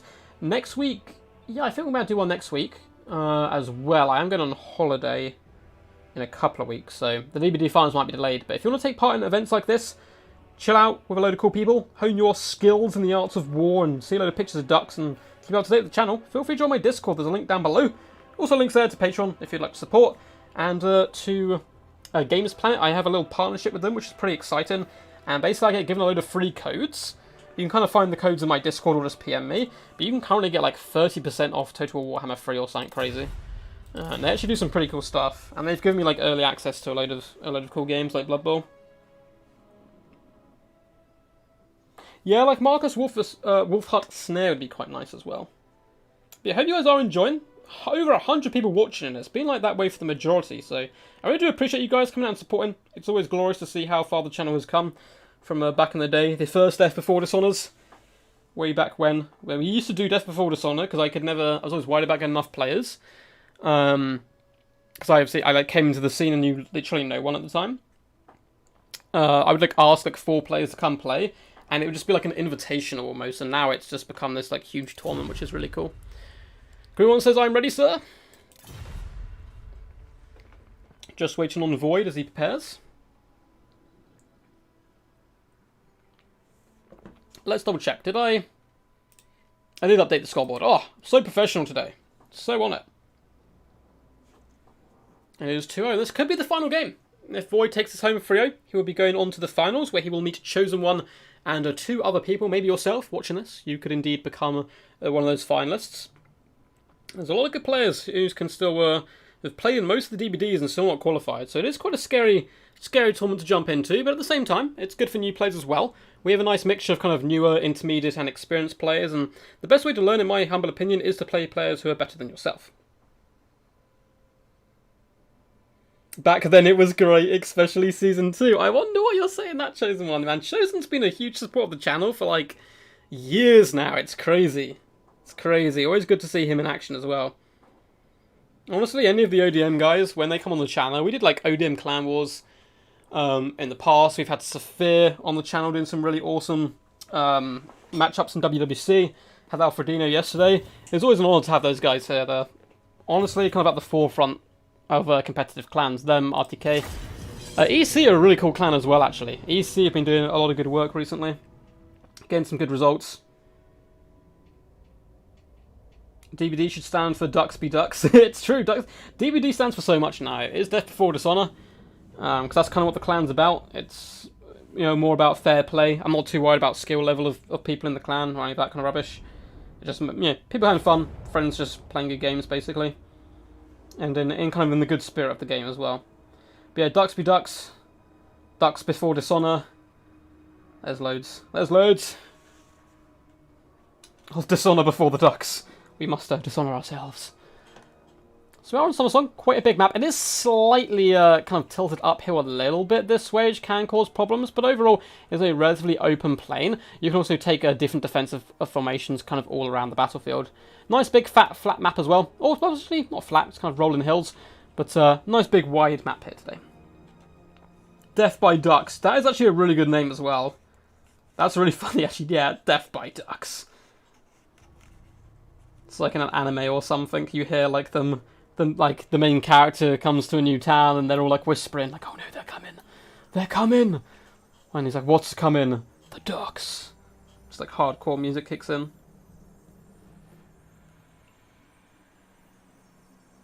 Oh man, yeah, Crocky G can slap stuff. I had a game I should have lost. I actually cast it. And I think I aired Carthage cast it as well. Although I was live streaming it in a tournament. And I should have lost, right? I was down and out, it looked real bad. I had Crocky G alive and a beat up Carnosaur. My opponent Dragon Princess left, he had a load of Sea Guard and all sorts of nastiness. And the L'Oreal, she swooped down from the skies looking to pick up my poor little Skink Priest. Got hit by Krotgar once, turns and flees to go up the sky, and he beams a Hand of the Gods right up the backside of that eagle and shatters her. She breaks, runs off the field, and the hives will start to waver, and Krotgar, like, roars victorious, starts jumping through the infantry, and really starts to kick some butt.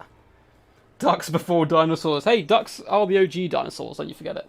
We were here when the dinosaurs were here, and we're here after the dinosaurs, and it shall be the same with the humans.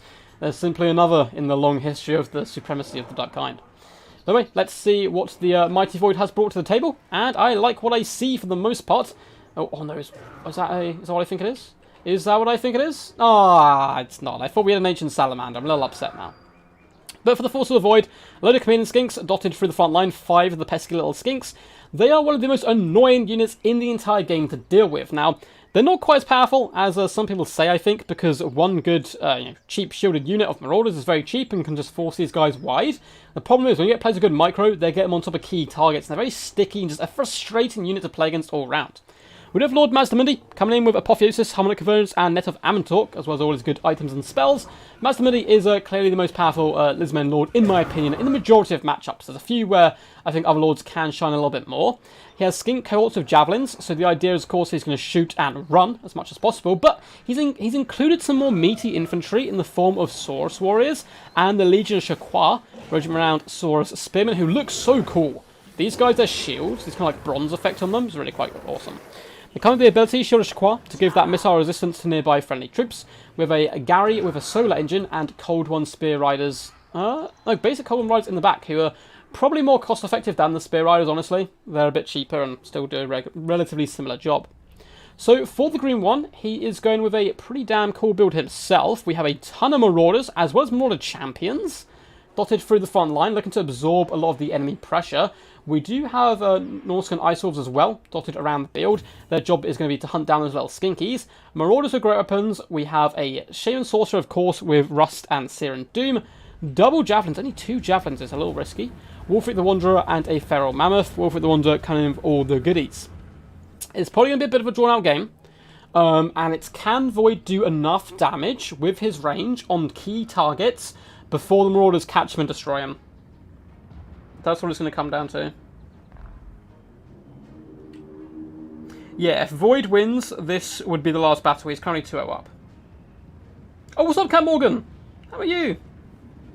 Hope you're all good. I've got some pretty exciting news for you as well. Something that I'm bringing to the channel and community in general, and you qualify for it, which is kind of cool. But I'll get to that at a later point. I need to do an announcement, but I'll probably do that tomorrow. But anyway, back to the battle. Sorry, it's me waffling there.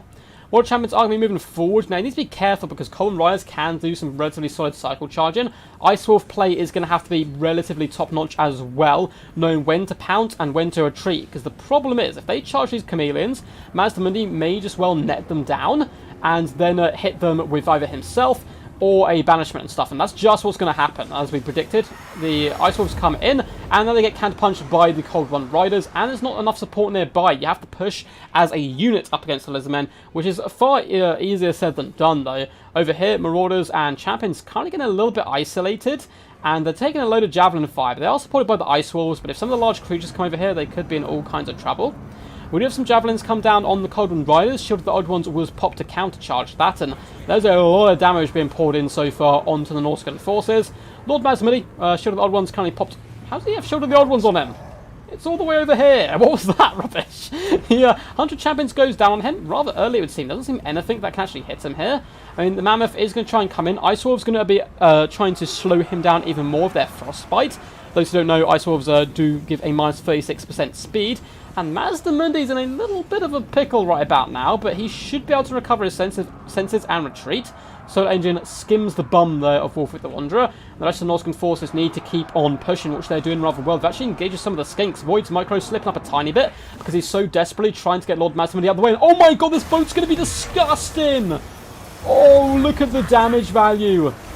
That was beautiful. As soon as Doom goes down on the Legion as well, if that was a burning head, that might well have been game over. But the boat, though it has been nerfed, is still rather powerful. Lovely little net there by Void to get Mazdamundi out of a dangerous situation where, of course, he can now heal up. But Wolfric the Wanderer getting 97 kills. That boat was disgusting. Marauders are starting to pressure on all flanks. We do have a Ruination coming down on basic Marauders, though. So, you know, does damage, I guess, and gets those guys off the field, which is useful. Chameleons have been caught on the far side by Champions. Great Weapons as well starting to apply pressure. They might have committed to this fight just to try and save the Solar Engine. And yeah, Norscans are starting to run out of a little bit of steam, but they do have the big Mammoths left alive, and the Chameleons have used up solid amounts of ammunition. Green one just needs to remain patient. He just needs to remain patient, keep doing what he's doing, because it's so frustrating playing a build like this, but he's doing really, really well. The Ice Wolves are now going to hunt down the Chameleon Skinks. Those nets have been used. Mazdamundi's coming over. This is where Wolfric needs to come over as well to protect his attack.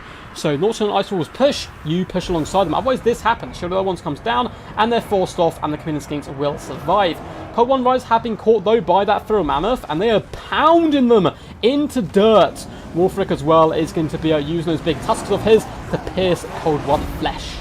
A Banishment comes down. It's going to do really good damage here because I believe these are great weapon Marauders, but equally, I wonder if that was worth it. Legion of Shaqua also take a bucket ton of damage. There's also been more to Javelins firing in, so maybe he thought it was a lost situation anyway, and I want to get the value where I can. Mazdamundi's pushing in, but now the Feral Mammoth and Wolfric are coming over to say hello as well. Marauders engaged with Skink Cults who are trying to flee, but are consistently getting caught right now. We also have Marauder Champions beating the snot out of these poor little Skinkies. My beloved Skinkies, what have they done to you? And yeah, they're going to get forced off quite quickly, and Gary's okay in combat, but he won't do too much damage. Javelin pressure is being applied now to Lord Mazdamundi, who's been hit by Hunter Champions, and an Overcast Plague of Rust nearly killing the Shaman Sorcerer. Green one does not like his casters, it would seem. Ice Wolves need to come in and hunt down the Chameleon Skinks. A net has slowed down Wolfric, but the Ferromouth can continue its pursuit.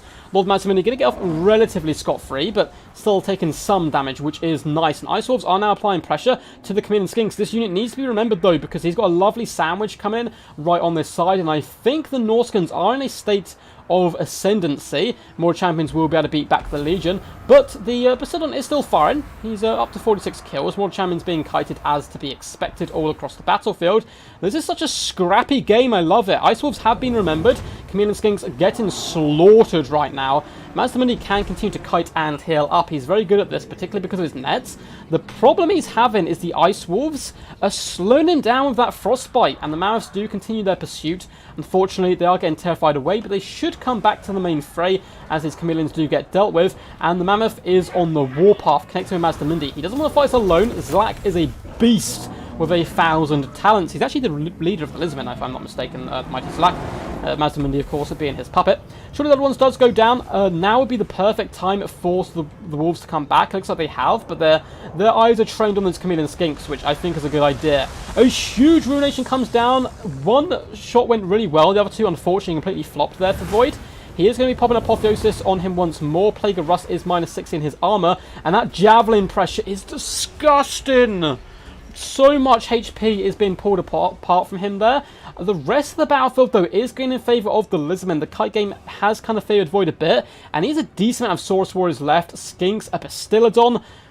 If Mazdamundi can survive, there's a good chance Lisman can get back into this game. Ice Wolves need to come over here and help beat Lord Mazdamundi, but he's been slowed here by the Hunter Champions, and he must be spam clicking this so hard to get away, and Void does bow out. Man, you thought it was over. You guys thought it was done. You thought Void was going to take this free. Oh, no, sirree, green one. Sucker punching with the right-hand side. I got so excited there, I dropped my headphones. Let's pop those back in.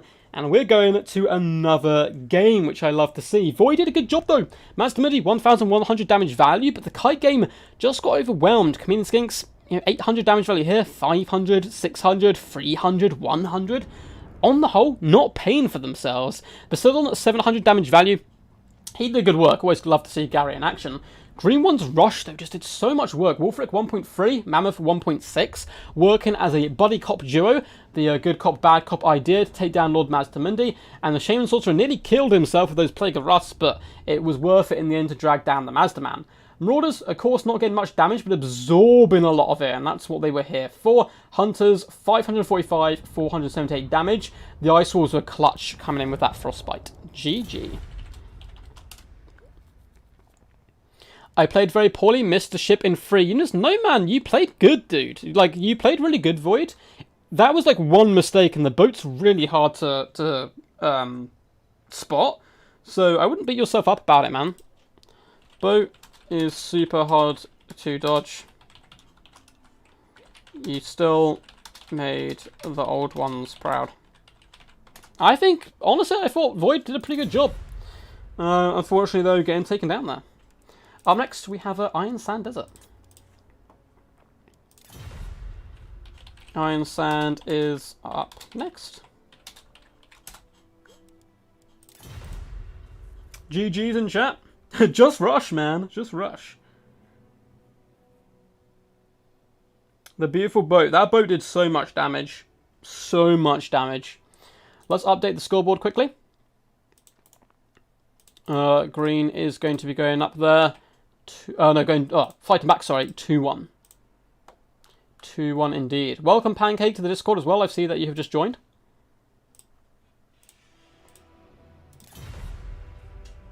Honestly, really good display so far by both players.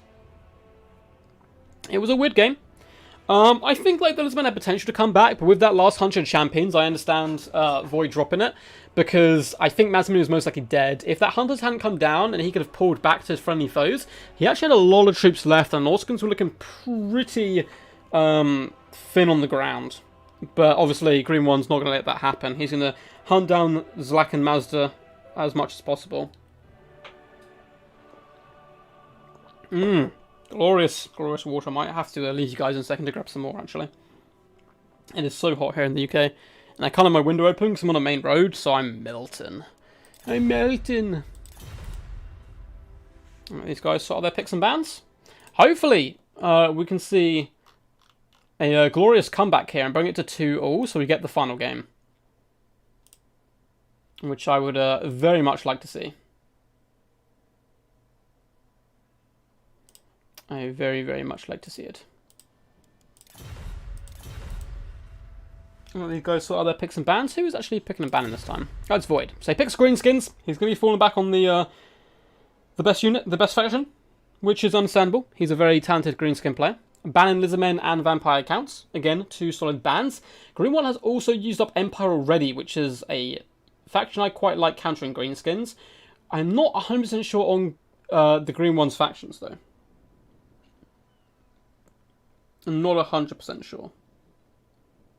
I know he likes Vampire counts because I played him the other day. I actually managed to get the win, but I think it's because he was trying out a build realistically. And I was trying out Sacred Boxigors, and they're actually okay in that matchup. They did some good work. Oh no! No! It's a mirror match. It makes sense, like... It makes it an even fight, right? Greenskins on Greenskins. If he feels like he's used up his Empire, Lizardmen and Counts are banned, that's kind of all the good factions which do solid against Greenskins are gone. When was the last Dark Elf game, though? We saw one today. We saw one today. High Elf mirrors can be funky. Because it's just Dragon Princes, like right into Dragon Princes. I always laugh so much when someone accidentally brings Fireborn, because they're actually weaker against Dragon Princes than a normal unit. Okay, I love it. Avoid. Oh. the shocked Pikachu face from Void. Greenskin mirror means one less greenskin game of pain. I like it. He says hello code. I love the spirit. Suffer under greenskin power, says Bunnies. Grom on Grom action. Let's go.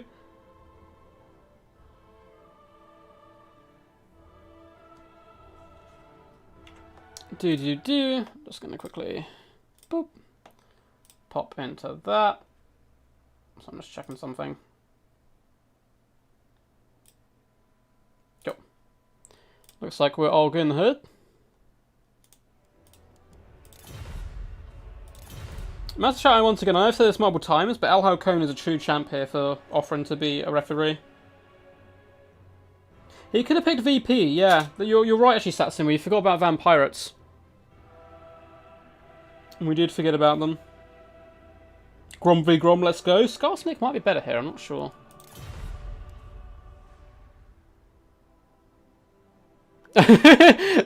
Green one for chat. I'm not a mirror player. Please don't help me. I just don't want to see more greenskins. 2 in 1. Nah, I think people are hyped, man. People are hyped. I'm hyped. It's gonna be like Savage Orc Biggen's City in here. There's a good chance we'll see Scarsnick. Grom's just so good though. It's hard to leave him out. What do you guys feel about Azag in this matchup? Like a wild Azag pick. I mean, the problem with Spirit Leech isn't like super good. Because all your opponents regenerate, like the Giant Ritual Hag and stuff, and you're going to get Spirit Leech yourself with no form of healing. Scarsnake, I like the idea of, because in theory he's going to be good up against all the trolls and stuff, and the anti-large is really nice. But again, he's probably just going to get Spirit Leech, Vindictive Glare, and Cycle Charge by Grom. I mean, I want to see Grimgor personally, but it's unlikely. I'm crying internally. As long as it's not externally, you're all good, bud. Oh, Spider Shaman is acceptable. Yeah, I can see that. Wuzak, I feel, is just going to get sniped. Greenskins are so good at that these days, with Vindictive Glare Spirit Leech spam. Azag is terrible, he gets Glare sniped, yeah. I'd love to see him, but I just don't think so. Yeah, I think you're right, Satsuma. Grom is probably the best way to go. Shaman Sorcerer, well, Shaman Sorcerer, Spider Shaman will be quite good as well, though, I think. Yeah, I agree. I like Wuzak, the idea of him. He's a very cool character as well, but I think it is all unlikely. Alright, yeah, I'm ready. Awesome. Green one is already Rumble. I'm looking to try to make this series go all the way. Trollhag out Spirit Leech is Azag, yeah. Because he heals, right? So, I feel like that's the problem. Greenskins have a lot of healing on their roster, without actually having any healing spells. Bib is a man of culture. I know I've probably said this many a times. But he is clearly a man of culture. Grimgore is the best lord, clearly. I've seen Grimgore get like 5k damage value before. Good luck, have fun. Good to see good sportsmanship. Pokemon, Azag, not the best, but he's fun though, exactly. We all want to see Grimgore secretly. Parkrunner is 100% correct, and I agree with this statement fully. Duck endorses this statement. Yeah, the slow on the hag could be quite nice. I'm expecting to see some pretty bog standard stuff. Yeah, Doom and Darkness charging in the rear can be good. Is there going to be some hot Grom on Grom action? Just imagine Grom grinding against Grom. Oh, can't get much more sexy than that. Yeah, this is what I mean. Like, Wuzag could be good. His passive is so amazing. But I'd be so worried about getting him. I would get him killed, but these players maybe might be able to keep him alive. Might not be able to keep him alive. Thank you guys for tuning in though. It's been a hell of a stream so far. Today's stream and yesterday's stream have been really good fun. Like, I didn't think yesterday's was going to be able to be topped, because that was just wild, but we've had some really good games today. Can you hear the greenskins? I can, just like the greenskins are chanting. Can we hear the voids? No, they're gone. Maybe they're, I'd love to see a full Gobbo build here. I tried baiting, Void into a greenskin mirror match the other day in a tournament. And I was going to meme and bring a Shaman on Wolf and go full Gobbo build against them for the memes, but unfortunately it didn't happen. So, for the forces of the blue greenskins, which are Voids actually, so he was on this side, we have Grom the Paunch, as expected. Look at him in his glory. Just chanting. I hope Grom's not like... I hope he's still like good. But I just don't want him to be like crazy good, you know. He's actually a really fun model, particularly this little Gobbo up here. We have an Orc Shaman, Scholar Shielding, as well as Here We Go, and Brainbuster. Here we go, that's a pretty good spell here to use here, I think. Plus 40 melee attack. We have a Goblin Big Boss with They Need Stabbing, so certainly looking to assassinate some enemy characters. The main battle line is going to be a mixture of Gobbos and Savage Orc Biggins. Just Savage Orcs and Savage Orc Biggins dotted all the way along the line, and a load of Skirmish Cavs, so pretty standard way to play this matchup, I think. We have Goblin Wolf Riders, Forest Goblin Spider Rider Archers, and all that good stuff, but no Spirit Leech, none of that, so honestly, Azag here might have been really solid. He could have floated over, assassinated the Orc Shaman with Spirit Leech and stuff, and it could have been good. But again, you know, it's so risky, you don't know what your opponent's going to bring. For the forces here of the green one, we have Savage Orcs as well. Savage Orc Biggins. We have the AP Loons as well, which Void doesn't actually have. We have Forest Goblin Spider Riders and Wolf Rider Archers as well into the sunset. We do have the Swamp Things. What on earth is this pick? I can see them playing pretty good here, actually. I believe they give a -2 melee attack. Is that right? Or leadership? Yeah, -6 melee attack, so going for a bit of a blob fight. Overwhelming Odor here could be pretty useful. He has a Goblin Big Boss, he has Grom, so the Grom's trying to fight out to prove who is the boss. And we have an Orc Shaman with Edbutt and Brainbuster, but no get back here. Durkit Swigs as well. I'm a little worried for this build because, I don't know, I feel like the Here We Go Savage Orc Biggins is going to rip it to pieces. We'll have to see, how it does fare. I'm hyped. Who do you think is going to win? Who do you think's gonna win? Yeah, Vindictive Glare is kind of scary. I don't mind it as a spell, but... Must be a game both want to win. Yeah, man. Well, Knighthood, if Void wins this, he does qualify for this season's Grand Finals, and if he loses it, though, then it's all on the cards, because the green one will get to pick 3 factions and ban one. And get a chance to take a spot there in that Finals.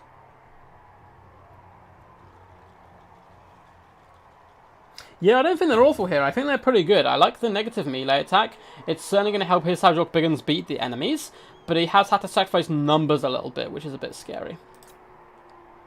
Good luck, have fun. Both players seem to be ready, and we're away.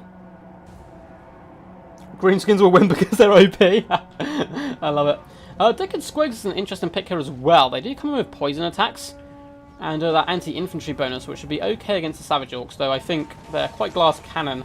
The Savage Orcs will better beat them back rather quickly. So Skirmish Cav is just going to skirmish the enemy Skirmish Cav, basically, on both sides, which is to be expected. We have some more close combat varieties as well. I think Void maybe outnumber the combat elements of the green one, but he has the Dirk at Squigs. Both armies are going to slowly whirl their way towards each other. We have Spider Riders on Spider Riders. Grom is going to get a good engagement on this flank. Look at him, shit. Got some arrows in him, though, which I'm sure he won't be too happy about. Duranus here has been popped as well, but not really getting any good damage value, to be honest, over on those cheaper units. And now the Skirmish Corps is starting to rain fire down on the Savage Orcs as well as the enemy Skirmish contingent.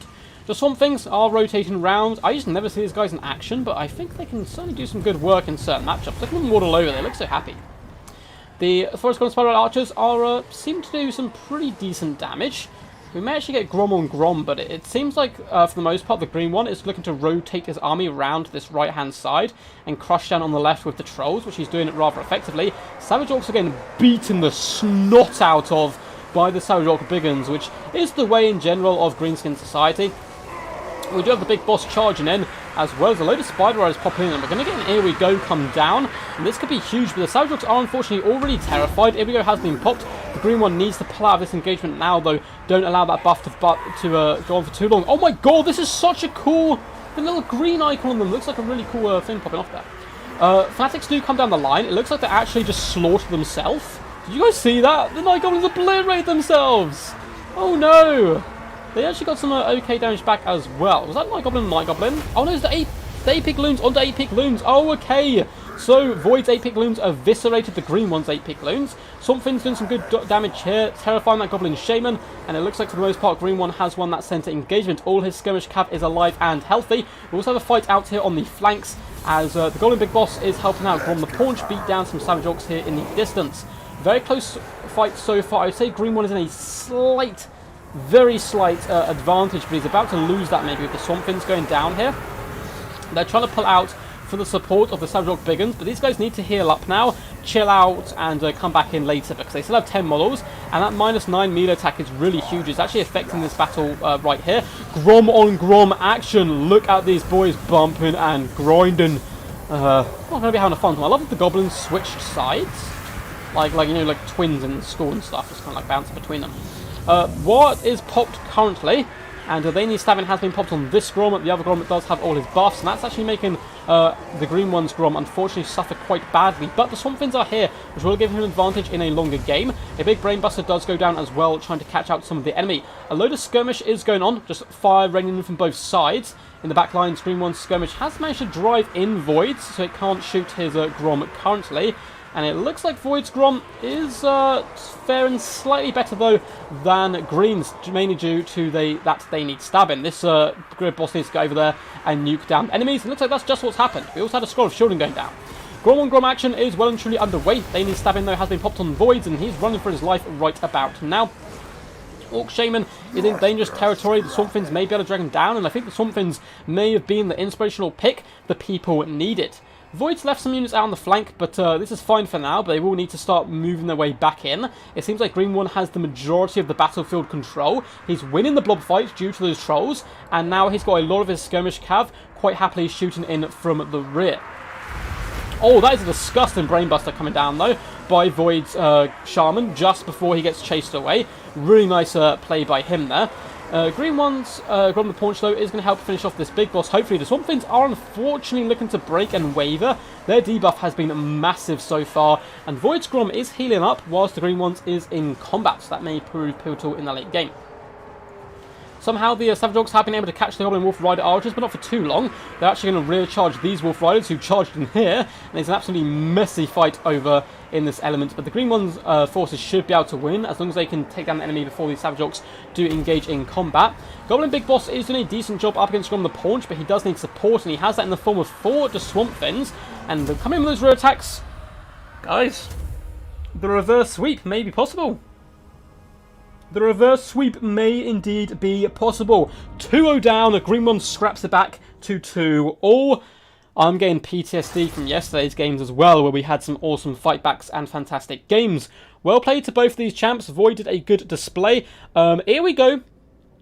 Was an interesting choice. It did really good work, but Green One had already kind of won that engagement, managed to pull back, so it didn't do a huge amount of damage. So I think actually it wasn't quite as powerful in the end, but still 1.4k damage value. Good work. 600 on the Goblin Big Boss, 770 on Grom the Paunch. Gobos got wasted. Savage Orcs kind of got slaughtered. 1,000 damage value on the 8-peak loonies, annihilating Green One's 8 peaks. But his Savage Orcs didn't get the best engagements, to be honest. Some of them only 36 damage value is really quite shabby. And the skirmish game was definitely lost. Well played to the Green One, though. 800 damage value from the Swamp Fins doesn't seem crazy, but the Odor really helped out quite a lot, and his skirmishes did slightly better than the enemies. I didn't really see what happened to the Durkit Squigs, unfortunately, that's my bad, but they didn't seem to pay for themselves, and his Savage Orcs performed much better. 1,000 damage value here, 800, 1,100, 600, due to the support, of course, of those trolls, although his 8 peak loonies did far worse. 800 damage value on the Goblin Big Boss is a good job, 700 on the Orc Shaman, but his Grom, 1.1k does good work. GG, well played, man. These have been really good games so far. Really good games so far. I'm very impressed by both the players. And we will be moving up to the final map, which is Alpine Ridge. So, Alpine Ridge is the final map.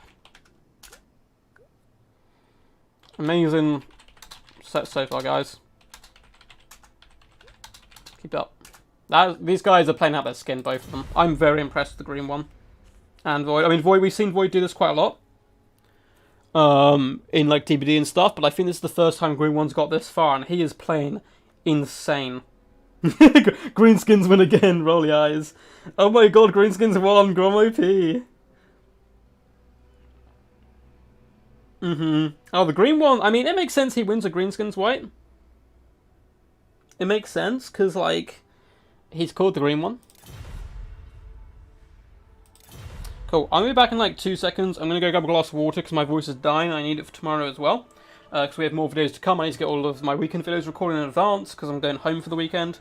And all that good stuff. I have time off work. I was going to stay up and do some streams on weekends. I can't normally do, but I haven't seen my family in, like, a year, because of COVID, so I'm going to go down.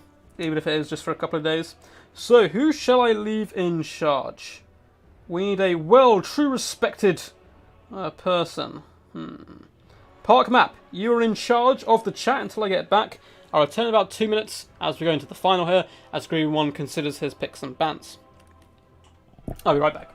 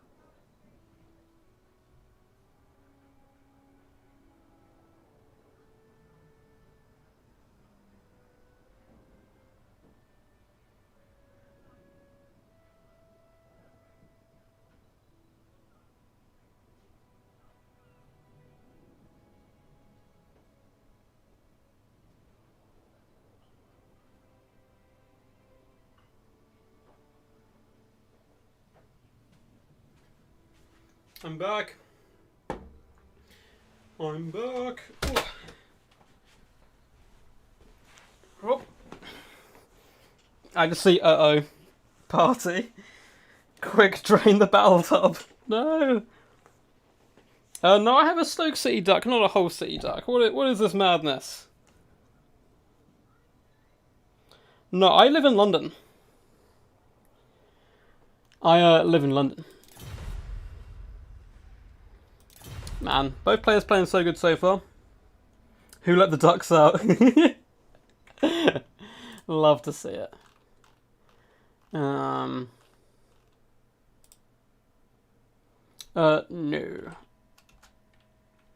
He picks free and bans. Just make sure I did put that in the rules and I'm not mistaken. So, best of 5. Yeah, he picks 3 factions and bans 1.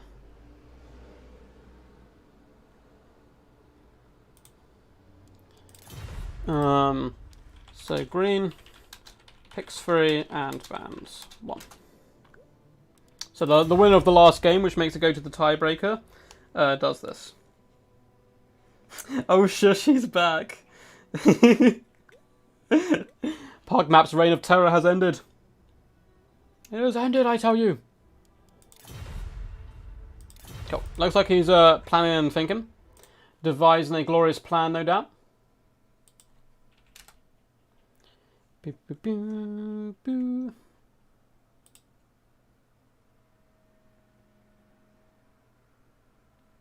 Cool, so I was making sure I had no problems there on my YouTube end. Looks like we're all good. Just people enjoying the latest video, which is cool. And it looks like there's an Elden Ring first gameplay reveal trailer has indeed come out. It was pretty exciting because I think that was written by George R. Martin, but it's not the type of game I think I'd enjoy. I think it's a like grindy fighting on the bosses type game. Pick 5 ban 13 would be a slightly wilder system. We're going to see Wood Elves, Beastmen. You guys hear that? Beastmen and Chaos. Banning counts. Can I repeat the bans? Yes. Yeah.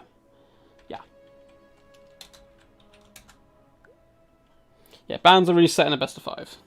Because otherwise, like, he can ban something he's already banned, once, so. So can some green one that he can ban the faction he's already banned. So he's probably thinking of banning Wood Elves, because I think he banned them before. Oh, Butcher Bird, don't tease me. Beastman Mirror? Where was the duck when the Westfold fell? Man, we were holding back Mordor.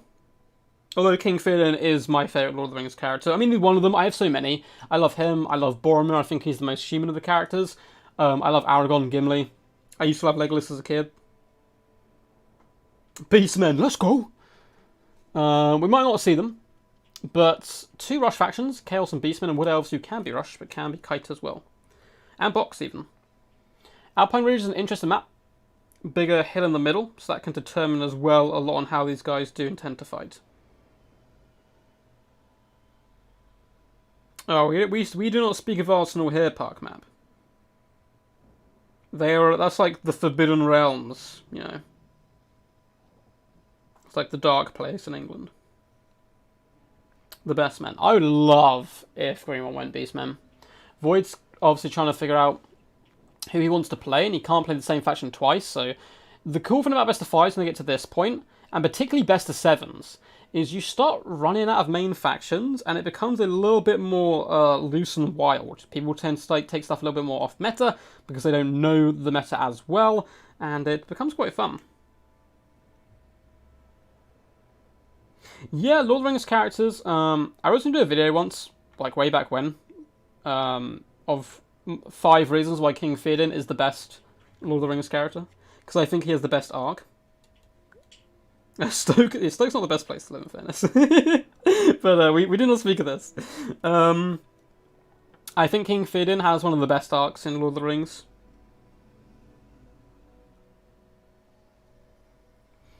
Oh my god, what is this? So Void goes Bretonia, and he bans Chaos. So we either have Wood Elves, which it's still a bad matchup, but nowhere near as bad as it was. And Green 1 is assigned to go Beastmen. We're seeing Beastmen in the finals. It's best of 5, unfortunately, not best of 7.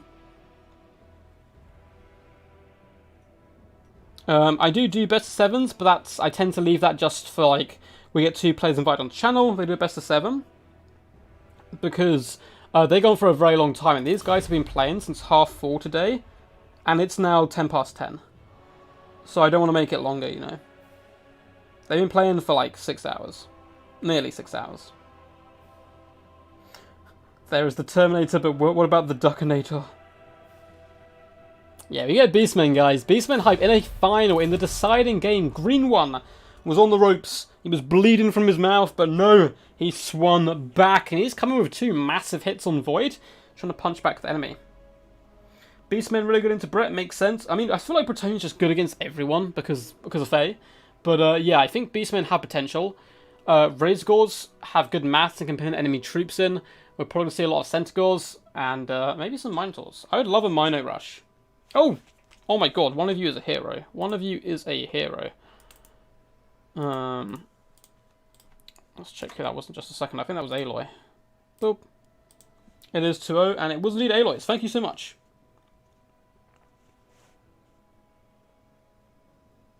Difficult between football and zombies? Man, there's so many different topics I like to discuss. Man, I love Mino Rush here. Sad moo. Happy moo, Bob Stone. Happy moo. You think Torx will break the meta? Unlikely. I think Beastmen will be far better than they are now. I don't think that it can get much worse for them. I think they are considered the worst faction in the game by the community out wide. Both players already. But Torx Brass Ball, the problem he's going to have is that he's a single entity monster lord, and for the most part they're not the greatest. Right? Like, they're decent. You got Frog, he's really good, but he's not the best Norscan Lord, and there's only 2 to choose from. Durfu's very good, though, but he's also a caster at the same time. And again, not the best of the Wood Elves have to offer. So I don't think he's going to be game breaker or anything. I think he'd be a solid choice. Yeah, I don't know if Beastmen... The epic music... So yeah, it seems like most people disagree and think Beastman's a little bit unfavored against Bretonia. It'd be fun regardless, who knows. A standard cast sword would help out Beastmen a ton. Yeah, like Yotnakai. Beastmen need some love. They're getting it.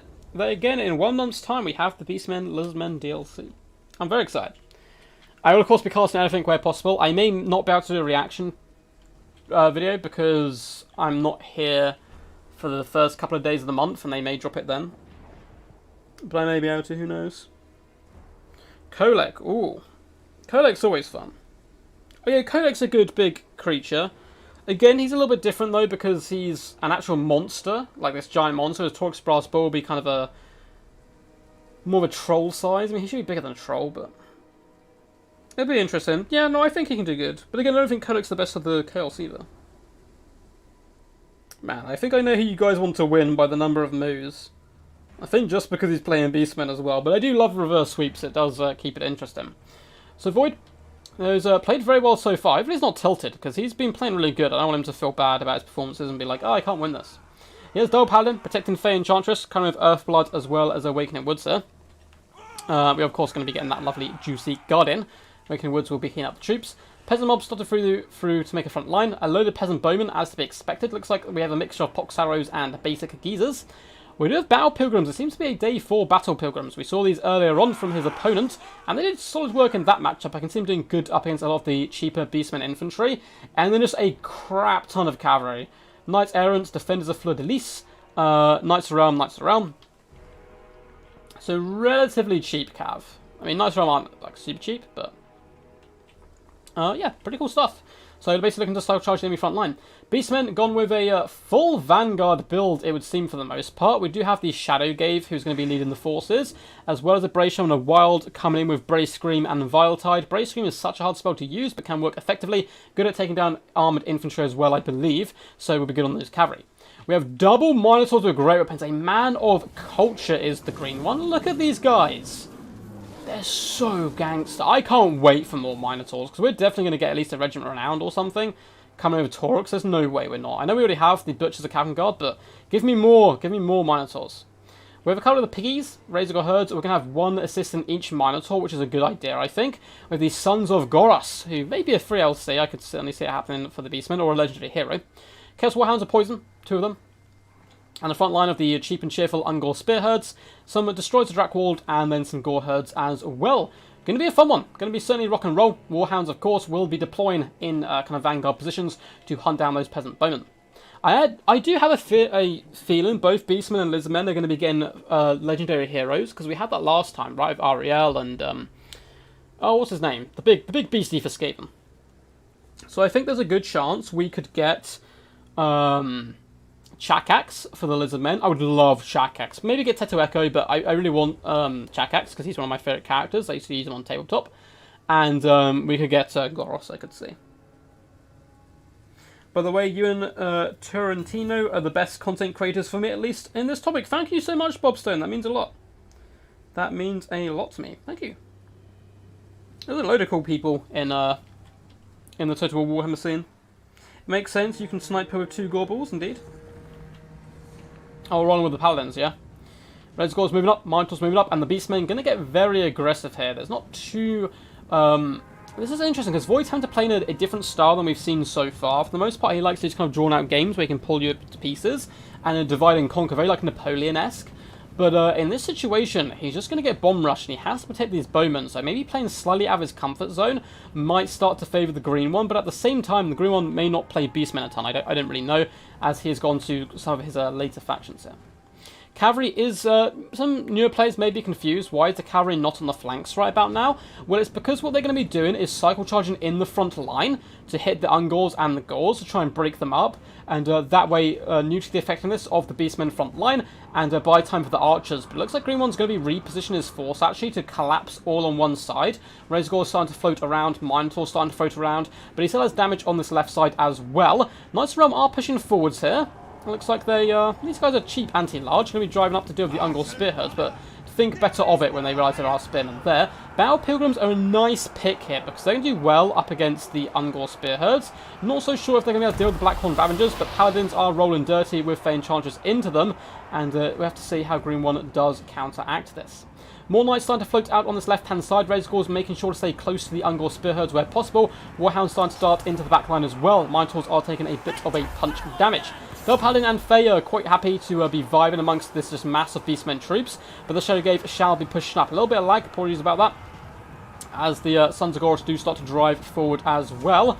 Brave Shaman of the Wild, I don't know if he's cast any spells yet. I think I heard one go down, but all the Knights seem relatively healthy at the moment, which is bad news for the Beast Buddies. Razorgors could jump on these units and just try to finish them off, but then they do open themselves up to counter-charging. Sons of Gorus are trying to flee back right now, and the Ungor Spearhead are about to get obliterated, it would seem, by a comet coming from the sky. Chalice of Potions comes down, and kaboom, doing some beautiful work, complete lag in the game there, and really hurting those Ungor Spearheads. Though Morgan Showgate can tank this out relatively well for a decent amount of time. Most of the great weapons are going to be popping on top of the Knights of the Realm. Unfortunately, their charge kind of faltered because they had to catch some units here. But yeah, they will decimate these guys very quickly. Unfortunately for him, though, the Peasant Bowman fight is so stable because he's not been able to push through the front line. His Minotaurs are taking a ton of pounding damage. Sons of Gorus charge in, Razorgor herds charge in, as well as Minotaurs and some sneaky Warhounds. Oh my god! The green one, look at this, the Knights of the Realm facing the wrong way. Oh, lardy-dardy, something's going on over here, lads. And maybe the Warhound's like, hey, look, a distraction. And jumped on top of the Peasant Bowman, shut them down. That is a massive catch there for green one. If he can pop along the line, Minotaurs have started to shove themselves through the front line, but this other unit is getting a little bit isolated and alone. Knights of the Realm charge into them. We need the piggy support right now and the Spearheads here, because losing Minotaurs is a massive loss. That's a lot of his punch for the green one here today. First Chaos Spawn Summon has gone down. The Warhounds were able to hop on top of the second Peasant and maybe finish them off before getting caught by the Knights of the Realm, but Minotaurs pour through the front line. They do have a summon in play, so the balance power is actually probably slightly in favour of Bretonia right about now and Void. Minotaurs and Great Weapons are forced off. Very low HP, but 9 models can do good work. Razorgors also kind of getting isolated here, which is a little bit worrying. Blackhorn Ravagers are all fine. Razorgors do manage to finish off more Knights of the Realm and Peasants. 10 Minotaurs and Great Weapons is a meaty kind of section to be able to deal with. Knights of the Realm are charging in. Will be good to try to counter-charge them where possible. This Paladin over here is being hounded by the Sons of Gorus, who then in turn turn and flee. Oh my god! The micromanagement by Green One, falling back these Sons of Gorus and hitting these guys with a Brave Scream, though it didn't seem to do much damage at all. He's then going to drag them into Ungor Spearheads. Beautiful top-tier tournament play right there by Green One with that play, but Void isn't out of this yet. His Fleur-de-Lis Knights are doing a fantastic job pinging in the Minotaurs. These guys are anti-infantry, but still will do decent work. Morgan the Shadowgate does hop on top of the Fey Enchantress. Beastmen starting to wrap up a lot of the periphery troops, but the Peasant Bowman doth return, and the Chaos Spawn Summons are starting to disintegrate here. There's a load of Ungor Spearheads who probably want to just make the long march over here to try to shut down these Peasants, because if they're able to come back and fire, that is a disastrous effect here for the Beastmen. Sons of Gorus will be able to finish off the Knights. They're going to be able to get a counter charge and do some really nice damage, but they are going to get annihilated at the end of the day. Potion does come down once more, but this time misses. Good micro by going on to avoid that. Battle Pilgrims do take a bit of the brunt of it. Chaos Spawn Summon is in here. Unfortunately, the Minotaurs are just getting picked apart by long range. Both units nearly done. Brave Scream does come down once more, catching more of the Knights and perhaps breaking them off the field. But the Phase are alive and doing so much work here. Balance of power, a tiny fraction in the favour of the Beastmen, but they're really losing this blob fight in the central core, which is a bit of a disaster for them. Lovely little catch here by the Ungor Spearheads, though, jumping in, doing some good damage as well. The Shaman spells have been well placed so far by the force of the Beastmen. Both the Peasant Bowmen are going to be shut down by a single unit of Ungor Spearheads, but it may be in vain if they lose the blob fight, and it looks like Void has zero intention of sticking around whilst the Chaos Spawn are active, which honestly makes absolutely fantastic sense. Sons of Goros do charge in to try and pin the enemy in place, buying time for the Razorgors and Spawn to hop in and do some decent damage. There's a lot of Beastmen left, but there's a lot of heroes left as well for Bretonnia, including these Battle Pilgrims. The Chaos Warhounds are finishing off Knights. Some Knights come to their assistance, but also get forced off. Good diligent play so far by both players, but that Chaos Spawn Summon's about to go down. Faye Enchantress has taken a bit of a pounding from the Shadowgate, but she can simply kite back, heal up, and come back to fight another day. Peasants trying to get over here to save the Peasant Bowmen, but I think it's a little bit in vain. They simply aren't going to be able to catch back. We have a load of spears left, which would be really useful if the forces of Green One can bring themselves together. But 9 Razorgors being forced off here. We have 17 Knights of Realm coming back into the fray. We have double Paladin and Fae Enchantress with a bucket ton of healing left to come in.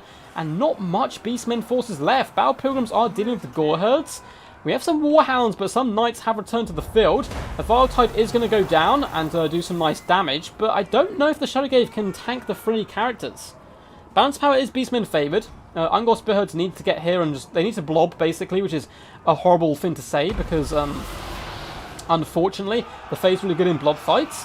Brave Scream does come down on the Battle Pilgrims. I'm just not convinced on Brave Scream. I'm sure it's a good spell because a load of top tier players bring it, but I guess it's only 5 wins of magic. That's probably why it's so cheap. 1,000 damage value on that bad boy so far isn't too bad. Now, Void's going to do what Void does best at this moment and try to hunt down isolated targets and ignore the main engagement. He doesn't want to get involved in this unless he can cycle charge it. And it looks like Ungor Spearheads have beaten back those peasants and cleared them off the field. Warhounds as well can rally back to the main fight. This is a scrappy way to end this glorious best of 5.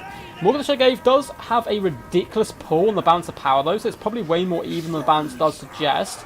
Knights of Realm are finally getting finished off here. Battle Pilgrims getting on top of some Ungor Spearheads, which is a good target for them. They should be able to cleave their way through a lot of the enemy. We are getting as well an Awakening in the Wood going down as the Fae Enchantress tries in with 99 kills, and I think Bretonnia are actually in the state of ascendancy right now. A beautiful Vile Tide goes down, annihilating peasants and knights alike. Morgan the Shadowgate is very tanky. Some of the paladins are slowly coming up to their healing cap. But yeah, he's simply going to pull back where possible, chase off these Warhounds. He doesn't want any Beastmen units coming back into the fray. We have some Ungor Raiders who can return. Peasant mobs took cover in the trees there and can come back. Warhound's going to be darting in to finish and feast upon the souls of these peasants. I'm sure this is what you want to see, the peasants and the hounds, right? Rather than glorious action in the distance. But yeah, this is going to be a problem for the Beastmen. They've lost the mobility game, which is always rough up against Bretonnia. Black Con Ravagers are gone. Gore Herds are gone. A lot of these troops are simply going to get chased off, and the longer the game goes on, the better for Void, because he can heal up his paladins. You can see these guys getting close to their healing cap, but I don't know if Morga is going to have enough. We can see a fat Earthblood does indeed go down. Peasants are coming over, trying to get to their grips with the Chaos Warhounds. We also have Knights chasing down some of those Ungor Spearheads. Lances are lowered, and yeah, these Ungors not going to be having a fun time whatsoever. Getting shoved down onto dirt and taking a considerable amount of damage. They're going to be shattering rather soon. So it is the Shadowgate versus the world. I think we've seen both summons, because the summon would be really nice here, and I think the Bretonians might get this. I think they might. I bet he wish he still had a summon in the pocket right now for sure. Yeah, Hadri's coming in with the knowledge bomb there. Like, the Fae's done so much work. I am a little worried to check out how much. 2,100 damage value. That is such nice work. Ungor Spearheads can pop in here to try to help support, but the Beastmen force are really rag and tagged right now. Looks like the Paladins are going after the Bracesham and the Wild, which is a good idea. Warhound's going to be bouncing in, which is actually pretty good because it's going to be applying poison, though the Shadowgate is doing that already. There's applied poison to more units. We do have some Knights coming back, but a Brave Scream comes in, catching all of them, but again, not really touching them. And it looks like the force of Beastmen are wavering and breaking all but the Shadowgate, who does some really nice damage to that Paladin. And another big hit on the Paladin as well. If he can maybe take out the Paladin. Oh no, but then he takes a huge clawing back from those double Paladins. And I think this is game over. Balance power for the first time in the game goes in the favour of Bretonnia. And if you're not in the balance of power as Beastmen, it is a bad time. Because normally you have summons, you have Morga, who the balance power loves for some reason. I guess because of his healing. It normally means it kind of spells doom once that balance power goes. It's really hard to bring it back. And it looks like the Shadowgate may indeed break here. He's trying to focus down the one Paladin, which isn't a bad idea. I mean, at the moment, Faye, of course, has Guardian on her, so getting rid of the Paladins is a good idea. Sad cow noises incoming. I know. He tried it. What a mad lad. But Void seems to be charging into the Ungor Raiders. Going to run these guys over. They are now routed and shattered. And Void, who was 2 up, came back to 2-all. Does just about claw his way through to the finals to join Chosen One. Well played. Fey Enchantress, 2.6k damage value is impressive. The Paladin's 1.2 and 595. A little bit more respectable on this guy, but still did a good job protecting their lady, and that's kind of the end their job, right? Protect the lady, she'll win you the game. Battle Pilgrim's got some good kills across the board. I think they're a nice pick. The Archers got some okay damage value, 600 here, 400, 600 on those Minotaurs early on. And the Knights did okay as well. 1,000 damage value here, 600, 600, that kind of ballpark. The Pessimist Moment did some good, but the Green One had, I thought he had it. He did some lovely backline pressure straight from the off. 1.7k on Morga, 1.2 on the Brave Shaman. The Glorious Beast Herds didn't do amazing, to be honest, but did manage to chew their way through the enemy. 730 by the Sons of Goros. Warhounds did very good, but the Minotaurs, 1,636 damage value is not bad, but they did eventually get dragged down. GG, well played. What a set. Thank you for the games and for the tournament. Good series. What a Void. You are this week's winner. You have booked yourself a slot in the finals. Yes, well played to both the Green One and Void. And a massive shout out once again to El Halcone. I don't know if there's like a falcon or something you guys can spam in chat. Because he volunteered, some of his own time here to come in and help referee. I don't think he gets to make any decisions in the end, but it's just a little bit nicer for me because I don't have to be looking out for those type of things as well as streaming at the same time. Green One won my heart, says Bruce. I think he won all of our hearts. Both him and Void put up a pretty damn fantastic display all round. That was very good. Yeah, Faye is very powerful. Good final series of games. That best of 5 couldn't have gone much better. Yeah, he is Void lols, yeah. Thanks, bro. Congrats, Void. You deserve it, man, yeah. Void played really well. Green One, though, just the comeback. He nearly had it. Swinging back and got that momentum going behind him. And that last game was very close. Certainly going to tilt it back to his favour as well. Yeah, great play by both of you.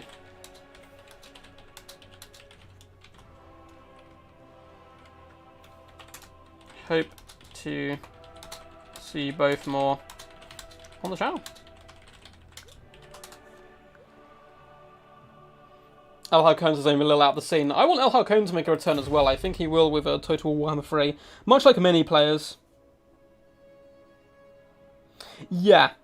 Yeah, Hayes is correct. So if it's meant to trigger in melee, but if something's attacking it as it's retreating, it can still pop. Which is something I think they should change. I also think they should change Terror. I think Terror should deactivate when you're running away.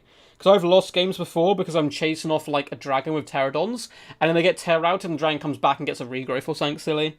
So I think Terror, Fear, and More Attention effects should be turned off when a unit is broken or shattered. But that's, my opinion, who knows.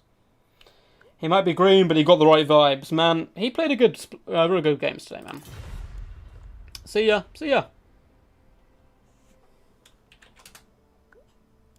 Awesome. Well, hope you guys enjoyed that one. Before we go, we'll go over a few things, but we will, of course, upgrade the score. So, Green, man, you played heroically, but Void does manage to come in with the 3-2 victory.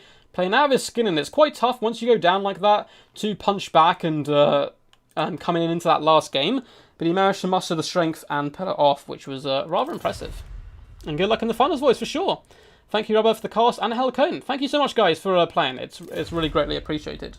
So I hope you guys enjoyed. If you did, do make sure to spam that thumbs up button, subscribe if you haven't already, and yeah, join my Discord. There's links down below in the description to how you can support the channel, but also to my Discord, where you can join in these events in the future. I'm quickly going to go look to see if anyone else is streaming Total War Warhammer, so we can do a cheeky little raid. I'm not going to be able to join you because I need to go do some food. So let's do Total War Warhammer live. Dame Offensive is streaming, but they're streaming campaign. I try to send people to multiplayer if possible. We can go to Dame Offensive. It looks like a fun stream. They've got quite a lot of people watching as well, so please do. This would be really funny. Can you pop over to this person's stream and just yell quack a load? Because they're going to be so confused because I've never met them before. But yeah, feel free to spread the love. I do like raiding people. Pop over there, say quack, put out pictures of bread and ducks and all that good stuff. And just let them know I sent you. I'll really appreciate it. So anyway, guys, I hope you enjoyed. We may be back with a stream tomorrow. I'm not sure if I'm allowed to stream yet because I'm playing in the finals. I want to stream my point of view. But I don't know if the tournament host wants to let me yet. So I'll have a chat with him and see if that's all good and stuff. So we may have another stream tomorrow. We may not. If we don't have a stream, though, I will have, hopefully, finished my big video, which will probably be done editing up on the weekend. So guys, thank you for the support. You guys are the true heroes here, as always. And until next time, guys, peace, peace. And as always, stay awesome.